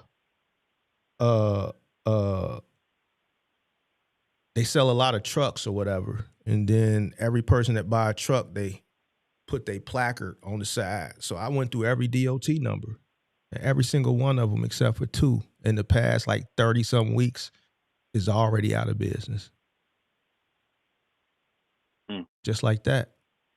Most people don't last that long. The majority of people that fail, they fail within the first few months. Yeah, I know that's why they say it's a 90. And some of them people with some famous baddies, bad Instagram chicks that thinking they was gonna get a box truck, put a driver in it as a stream of revenue. Yeah, that's the and they didn't take them. And these is people that got bread. They fucking with dudes in the industry that got bread, right? And in and out. You dig what I'm saying? So these is people that got, they busting it open for cats with a little paper, and they ain't last. Yeah, I'm already knowing. I already know how that goes. So people say they're gonna buy a truck and put a driver. I don't even entertain that nonsense, because it's like, how you gonna put somebody in something you're not even knowledgeable about? That's nonsense to me. Whether they putting somebody in or you getting in, what I'm saying is that shit don't take long. It's costly to operate, especially the OTR. You steady driving, the wheels are steady spinning, the fuel is steady adding on, and you running, you're not knowing what you're doing, and you're not realizing it's costing you more to operate, than what you expecting, because you don't understand cost. So you got to understand that shit coming through the door. Yeah, I've been studying that. The only part where, like you said, as far as like I looked at it a different way than what it actually was. But yeah, all I got to do is go back, do my numbers and stuff like that. But I'm real good with numbers though, so it ain't gonna take me long at all. How old are you?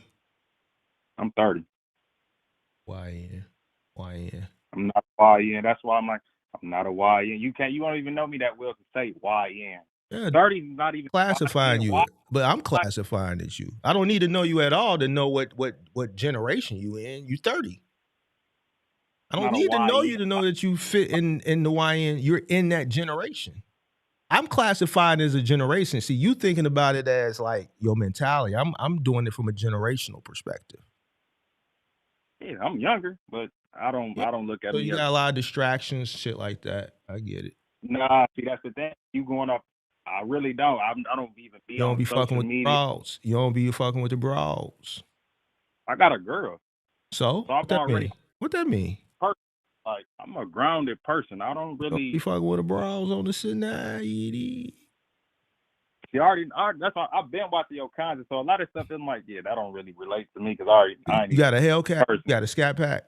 Which one you want? No, you want a Scat Pack? I don't want. When you run it up with the box truck, you gonna get you a Scat Pack or a Hellcat? Which one you going for? I'm not materialistic. I care about the foundation. I have 2 vehicles. I own all my stuff. I don't even care about that. All right. I don't even care about shit. I care about stability. You know, I care about foundation. I care about assets and investments. I don't care about that. What's that new shit? You up on that new shit? What you mean? That new shit. That new. What you New talking shit. about? What's the new shit? The new shit. What's the new shit? What you mean? What's the new I shit? You got to don't know. elaborate. You younger than me. So you gonna tell me. That's why I'm asking you what's the new shit. A lot of my shit that my peers is into, I don't get into. But what that. is I'm it a though? old- What is it? What's the new shit? The new shit. What's the new drip? What's the new drip everybody wearing? What is it? I mean, that shit don't even matter. That brand shit No, it don't matter to matter. me. I want to know because I want to keep up with it. I'm just saying. I'm trying to see if you know it so you could tell me. You 40, what, 45? You do you. I'm asking you so I can be. I'm trying to stay hip. I'm asking you what it is. I don't. It really don't matter. It's all about what you want to put on. You got to. I know want to how put that on. That's why I'm asking you so I can go buy it. I don't know what it is. So I know you younger, so you will tell me and I'll go buy it. Huh? That person is going to tell you. They're going to send you to. They're going to send you to Neiman Marcus and Saks Fifth and say go buy Gucci, Louis, and Prada. You don't have to do that. What's the new brand? What's the new drip? I'm asking you. What would your friends, if I asked one of your homies, what would they tell me? They probably gonna say some shit like, what's that? No. What's that shit called? Valley Dreams or something like that. Valley Dreams? That. Valley Dreams? Hold on, let me see. Valley Dreams, Valley Dreams. Yeah, it's so much shit, man. Like I said, I'm not materialistic. I only look into when I'm about to go. No, I wanted to know. I wear sweats if I ain't going out and doing something, I'm comfortable. I don't really get into all that. That shit don't impress me. What about a Mary? Already Still popping? Man, if you want, like, it's all a preference. If you want to buy it, I'm just asking you, dude, because y'all, I don't know. So I'm trying to get that shit because I want to get it. I got some shit. I got to go somewhere, so I need the new shit to put on. I know you probably know. I should have asked the last buddy who just called, but I forgot since I got you on the phone. How old was he? He was 28. You 30. So y'all the same age. Yeah, then that's the thing. We might be the same age, but we have 2 completely different mentalities. Mindset is everything. So I could tell you like what's going on, but it's like I'm not gonna tell you what, because I'm gonna look at a motherfucker like you a follower. I don't care what everybody else is doing. I don't care if knew what shit was. That's all I wanted to know. I just want to, because I gotta go somewhere to a little birthday thing, and I ain't really hip. I just wanted to know. It's a you thing. What do you want to put on? I like to put that shit on, but I'm a little out of touch because I ain't really had to really do nothing. But I gotta go do something, so I need that shit to put on, bro. So I figure I ask a young person, because y'all more in tune. Because I just be in the house, big dog. I really just be in the house. You dig what I'm saying? I don't really do nothing like that. So I'm a face-to-face type of person. That's why I would tell you. I'm a homebody too. If I'm not going to do something with my girl, I don't even fuck with people. I'm not close to a lot of people. I'm really a loner. If I'm not with my girl, I'm handling my business by myself. I like to travel. I just told them I'm from Toledo. It ain't nothing to do here. You live in Chicago. It's plenty of shit to do there. So in Toledo, it's nothing going on. This is really a miserable ass city. Like, you gotta get your money and go enjoy it out of town. So it ain't really nothing. I don't get dressed a lot unless I'm going out of town or me and my girl going on a date. But that's why I say it's really, that brand shit don't mean nothing. You know how many dudes think because they go buy Gucci and all that, they think they doing something and they still corny? Like, it don't mean shit. It's in you. This shit gotta be in you, not on you. Yeah. Like, you can go. It's all about it's a preference thing, because I could tell you to go buy. You be like, I don't support Gucci. They racist. I'm gonna respect it. right. But you might say, okay, I like wearing flare jeans, stack jeans. Okay, go buy that and go get you a nice top. A lot of the dudes who be buying the mirror and all that, because I ain't even gonna say they doing that shit for females, because these females don't care about that type of shit. They wanted somebody who intellectual, they can keep their mind stimulated. They don't care about that. You can go buy some shit off Fashion Nova. For and they real? gonna fuck with you. Yes. Damn. You gotta think. And then also you gotta keep in mind, these girls shop on Shein. They buying $8 outfits. What the That's fuck the I look like difference. on But the see, that's the difference. They got bodies, they got figures, so they could shop at Fashion Nova, big dog. We don't care. We don't care what the brand is. We just care how it's fitting. But as a dude, bro, I gotta put that shit on, bro. And that's why I'm asking you. You young, and I know that Exactly. the fashion changes often. And I just want to know what that new shit is, that new. That's why I'm asking you, so that I can look into it. Okay. Like for instance, okay. That's all. So I was just asking you. Okay. Matter of fact, see, I love Chicago, so I can tell you exactly. You from Chicago, so I know you know the place I'm about to tell you. You can go to the shop. I know you can get to the shop in Chicago. Yeah. Exactly. Go to the shop. Go in there. See what you like. Put that shit together. Thought you knew. Is that I thought you knew. I wanted you to tell tell me. I wanted you to tell. Because I helped you out, so I need you to help me. I helped you, so I want you to help me. You asked me for specific brands. I can't give you a specific brand because it don't matter no more. Oh, the brands don't matter no more. The brands don't matter. That's why you got to think all this shit is getting made the same. The brand don't matter. Oh. Like, let me give you an example. Like, shit. You see, for instance, New Balance popping. It don't matter. I just bought me a couple pair last week because the young boy said the 9060s, the big Balenciaga ones. Yeah, I just bought a pair.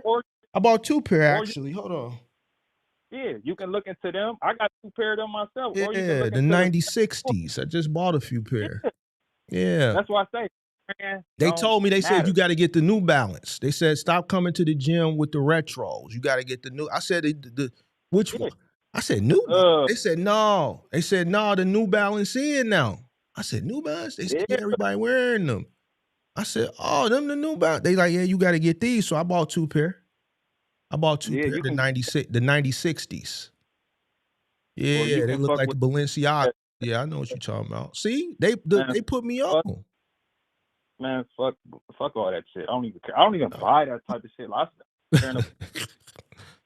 I swear to, believe me or not, I haven't bought a pair of overpriced shoes since I was 21 years old. And I stopped buying that shit because after I bought it and wore it, I realized quickly this shit don't mean nothing. It holds no value. I don't feel no different than how I feel with some Jordans or some Nikes, man. Yeah, put that. I ain't buying this shit no more. Yeah, I put it on though. Sometimes you gotta put it on. That's the thing. You don't have to. So you telling me in order to put that shit on, it gotta be designer? No, man. It ain't gotta be designer. I can go. If I was in Chicago, we can go to the shop, and I can. For one, it's cold. I love varsity jackets. I can find me a nice ass varsity jacket, nice ass jeans. Don't have to be no mirrors because for one, if you buy the mirrors that say a mirrors, you never wearing them. You wearing them one time and that's it. I ain't never had a pair of mirrors, bro. I never bought a pair, and I'm 30. Never owned a pair. Never buying a pair. I'm just messing with you, bro. I thought you was gonna just bust out and start telling me. I was just messing with you, bro. I know you would test me, and I know I passed because I can tell you the brands, but I love fashion, but I don't buy certain stuff because I'm like that shit don't make me. I was just messing with you, bro. I was just messing with you, dog. It's all good, bro, because you was starting to get a little upset. I'm like, man, I'm just messing with you, dude. Seeing where you was at with it. I'm telling you, I'm like, you keep saying I'm like, I can't give you a specific brand. I mean, I can give you brands, but it's gonna be a preference thing. Because you might not like this brand, you might not like this brand. It's all good. Yeah. So, it's all good, bro. But yeah, you made a good choice with the New Balance though. But now you gotta just work out in them, bro. I didn't, I just bought a couple pair of them to work out in. Mm-hmm. Then the next pair, you get you some I don't know how to pronounce them correctly, but the Aces or some shit like that. They only like $100. No, we ain't doing that. We ain't doing that. Oh, you don't like them? Nah, I ain't doing no Asics, bro. That's like getting some Sauconys, dude. Like, we ain't doing that. No, it's all about how you wear them. Chicks be wearing them, but I ain't putting that shit on. It's all about how you wear. So, like, what type of jeans you like then? It's cold out. Or you wear sweats outfits, or so like on the stylish side? Yeah, I wear like stylish sweat outfits. Yeah. Yeah, so you said what's I'm about to look up. I still wear a Mhm. little stack, little slim, skinny, depend on what type of shoes I'm wearing. So Yeah, I was right. Yeah, it's called Valley Dreams. Yeah, Valley Dreams. Yeah. yeah, I ain't up on that. But I was just messing with you. I was just messing with you, dog. Yeah. You know. Yeah. I can definitely give you some brands though, but Yeah. Yeah. Yes, sir. Yes, sir. Yes, sir. Okay. All right. okay, now my last question. Okay, now how I told you I plan on buying the equipment cash, right? What would your advice be on like the formula I can use to pay myself back? Because like I said, I didn't plan on paying myself like a lot at all. I was just gonna pay myself literally like the bare minimum just to pay my personal and just keep everything else on the business side. You said you was gonna do what? Say that one more time. As far as like when I get out there and I'm operating, as far as like when it's time to pay myself, like I wasn't gonna pay myself no crazy amount. I was gonna pay myself literally like the bare minimum enough just to take care of my personal overhead. So like I know you talk to people who say they pay themselves $1,500. Y'all never doing none of that until the business is able to pay me something like that. Yeah, I mean, if you want to pay yourself minimal so the business can reinvest the majority back into the business at the beginning, then yeah. A lot of people that Yeah. overpay themselves is because they rob from because they have to. They didn't Yeah, they didn't factor in right. their cost of living, so they end up taking money from the business. Excuse me, robbing from the business to cover their personal overhead. Yeah, like as far as on my person, I don't have no car notes. My insurance is low. I'm in a small market. My rent not high, so I don't have no kids. So that's why I'm like, I know over the road to be good for me. Yeah, just keep your costs down, keep your living expenses down, and you know, just understand what it's costing you to run, so you can know how to take profitable loads, reinvest majority of money back into the business. Yeah, Simple as that. but like you, cause my mayor, like once I get everything up and running, of course, like because I'm funding all this stuff out of my, as far as like the startup is coming out of my pocket. So like the truck, the documents, the credentials, the MC, the equipment for the truck, you know, all like the little pallet jack, straps, moving blankets, all that stuff is coming out of my pocket. So of course, once I add all this up, I'm like, all right, this is what it cost me to start. Now my first focus, I just want to focus on recouping this money. Right. We talked about that already. You didn't add it in initially until I told you. Because the reason how I was going, that's why I'm asking you now. Okay, so like, how would I add that? Like, okay, let's say all in startup. Figure out what you want to pay yourself back. If the truck is $40,000, say, look, I'm gonna pay myself back $40,000, $1,000 a month for 40 months, and write it off. So that means you have to calculate that into your cost. Yeah, okay. I don't know. You could pay yourself back. You might say, shit, I want to pay myself. I want to pay the truck back in 80 months. So that'd be 500 for 80 months. I want to do it in 40 months. So it's going to be $1,000 for 40 months. Yeah, because that's and it's crazy because that's how I was looking at. I'm like, okay, if I make this, if I pay myself this, because I can tell you, I don't mind opening up and tell you, like as far as my personal overhead, not even $2,000 a month. Like I said, I don't have no car notes and all that type of stuff. Yeah, it's not even $2,000. Where you live at? I live in Toledo. I told you. Said who you live with? Me and my girl, but I pay the rent. My rent $850 Damn. for a townhouse. Shit cheap as like it's really small here. Like it's small. I told you it's a miserable. It's nothing going on here. Like I mean, of course, you know, you got with inflation, you know, but then we have a private landlord. We don't have like a major company. Like he owned this townhouse. That's what I'm saying. So, but compared to your market, I know it's very expensive. But versus my market, like on the high side as far as rent, from right now I'm probably seeing like $1,500, and they don't even be updated though. It be outdated. You know, people just go throw in some vinyl and they just put a high price tag on it every month. But I don't know. But yeah, hey, your living cost is $2,000 with the woman. So yeah, you cheap. Yeah, that's what I'm saying. This is just, you know, as far as like the rent, the lights. Yeah, that's cheap, big dog. So yeah, you ain't, you know, so that's why I said like my cost per mile is really like Cost per mile ain't got shit to do with that, big dog. as far as that, like that's why I said like I'm not gonna have to take from the business because my personal is not high at all. Like I already crunched it now. I'm like I pay myself $750, and that'll just take care of my person. And that'll still leave me with like 1,100 extra. All right.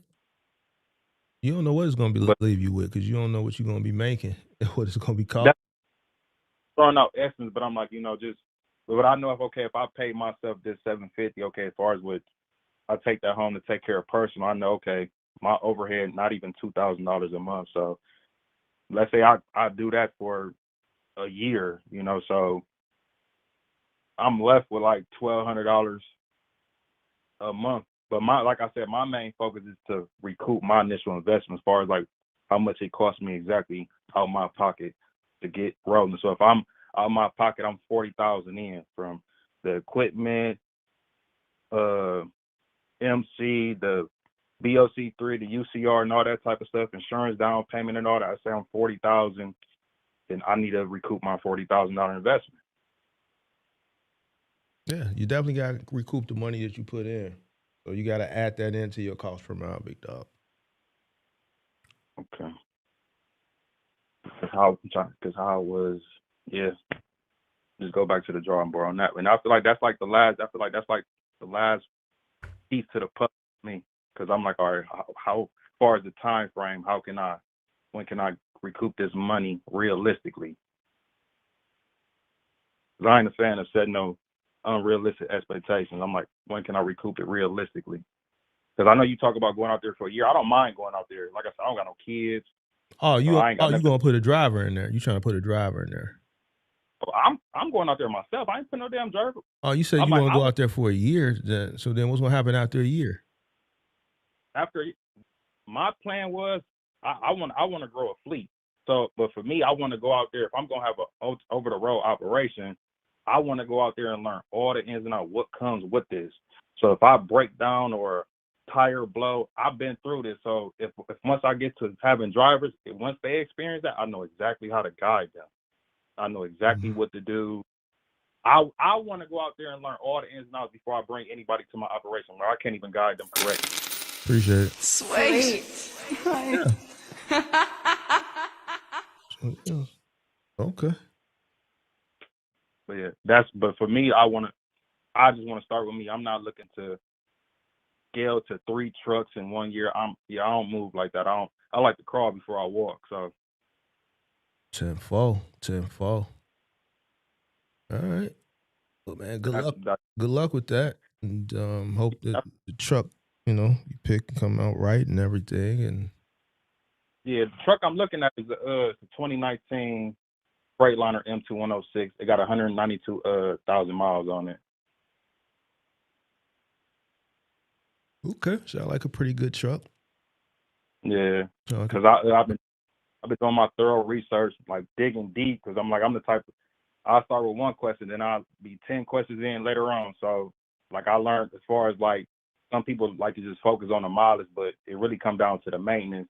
And then I also learned the engine hours. It'll tell you exactly how the vehicle being used because you take the mileage and you divide that by the engine hours, and it's gonna give you an average miles per hour. So it'll tell you like how this vehicle being used, if it's been idling a lot. So that put a lot of wear and tear on the engine and stuff. Mm-hmm. Okay. Yeah, so I've been putting in real leg work. I've been studying this since 2023 for real when I got out of prison. So, but I just ain't because you was watching Truck and Hustle when you was locked up. No, I wasn't in the feds. I was in state. We ain't. Okay. No, I didn't even know nothing about it. I got out in 2022. All this box truck stuff came about during PPP days and stuff like that. Because once I got the research, and I'll go back 5 months, a year to see like where did all this come about. Okay, because when I first started studying it, everybody was talking about Amazon. I'm like, why is everybody talking about Amazon? So I constantly digging, and I'm like, oh, this is why. Because at that time, Amazon worked with no authority, but because so many inexperienced people got in it, Now a lot of people require that 180 days active MC number. I'm like, okay, that makes sense. So then that's where I was getting. I'm like, okay, so how can I prepare to get around Mm-hmm. 6-month rule? So I'm like, how can I get around it? Because I'm in a small market. I'm like, as far as finding them out, I don't see that being lucrative in my market, and I don't mind doing regional over the road. So I'm like, but then I already got to looking into like direct contracts, and because the load boards ain't nothing but middleman. So I'm like, dude, why can't I just reach out to that shipper myself and see if I can be an assistance to them? Like, I don't have to. I could just cut this middleman out the way. Easier said than done, big dog. That's what I know. I already know it's easier said, but I don't mind putting in the lead where I make 50 calls a day. My goal is to get a meeting. You know, I know it's easier. I mean, it's not that easy, but it's the effort. Some people don't even put in the effort. They don't even try. Mm-hmm. At least I'm gonna look. Worst you could tell me is no, or you don't have enough volume. We might require 3 trucks minimum. Okay, so I know when I get 3 trucks, I can come back and talk to these people. But that's just where I'm at with it. Like, but that's far as my plan, as far as like regional and over the road. Like, I mean, local routes. I mean, local, regional, over the road. Period. Just them like my niches. Like, I feel it'd be good for me. Mm-hmm. But, Yeah, I wish you the best of luck. I appreciate it. All right. All right. All right, man. All right, I appreciate it. All If right, I be need safe. some more questions. Huh? I said if I need some more questions, I'll call you. All right, bet. All right.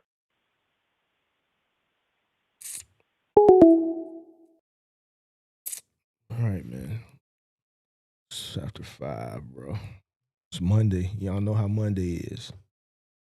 Gotta go fight with these new people, these New Year resolution people. Got about another probably 30 days, and they'll go back to not coming. So people be hogging up all the machines, doing one little rap set, then scrolling on their phone and all this goofy shit, bro. I hate these New Year resolution people. They just hog up the machines. It was Monday. So it's late now, so I got to deal with it. I wanted to be out of it an hour ago, but Buddy was kind of excited. He wanted to talk, so I let him talk. So this looks like it's him dripping USA. I called in from Raleigh, North Carolina. Thanks for the game today. Big Mark gonna do more research and focus on this final mile journey. Appreciate the super chat. Sweet.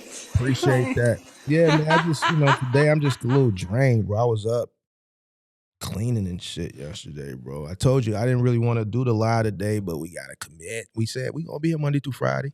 I'll let y'all know when I don't want to do Monday through Friday no more. I'm gonna let y'all know. They trying to get Big Mark up out of here though. They trying to. That's why we came with the Malcolm X. I might wear a dashiki if they keep fucking with Big Mark. Keep on fucking with Big Mark. I'm gonna wear a dashiki or a kente cloth. Matter of fact, I'm gonna call my OG. I'm gonna tell her that, man, find me a kente, a dashiki kente cloth. I'm gonna wear a kente cloth. Fuck around, find out. See, you want to troll Big Mark is gonna troll you back. You want to troll Big Mark because Big Mark celebrating Black History Month. Big Mark is gonna troll you back. You see how quick I ordered the Malcolm X hat. As soon as I got off the live Saturday, I said they want to fuck around. I ordered it and paid for the immediate ship. I said I gotta have it before Monday. I have to have it before Monday. Now I'm finna get a kente cloth. Either I'm gonna get a kente cloth, I'm just gonna wear it over my shoulder, or I'm gonna go ahead and get a dashiki. Now I don't know if I'm gonna be able to hide that by tomorrow, but we gonna see. If I can get a dashiki by tomorrow or a kente cloth, I'm telling you, you gonna fuck around and keep, because since you want to play, we can play.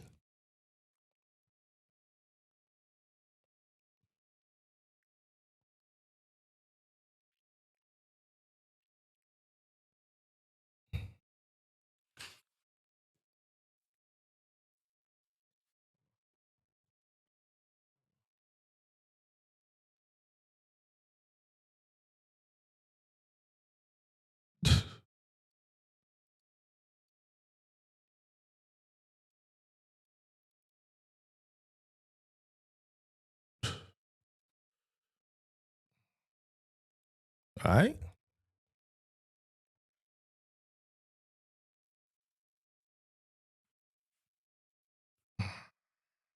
So we're gonna order it.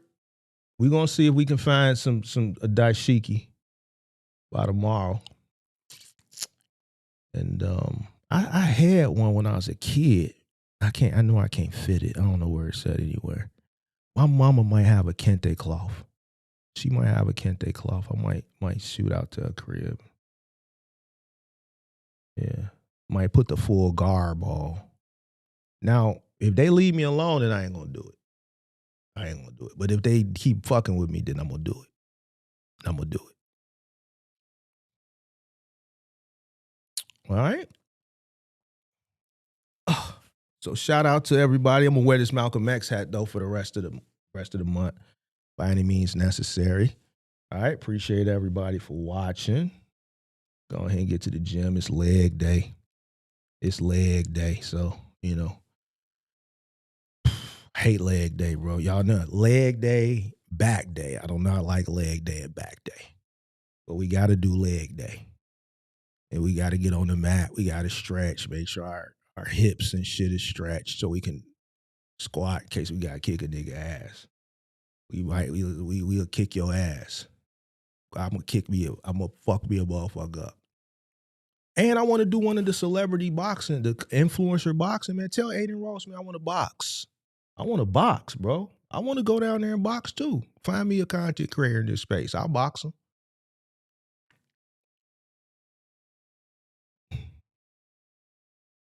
They got to pay me, though. I need the bag.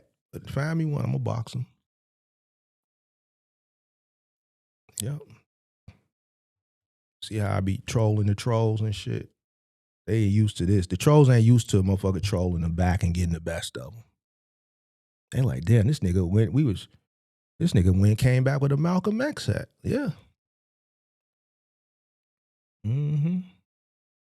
Sure damn. Sure did. All right, let me go ahead and get up out of here, get to the gym, bro. I'm gonna catch y'all tomorrow. Peace.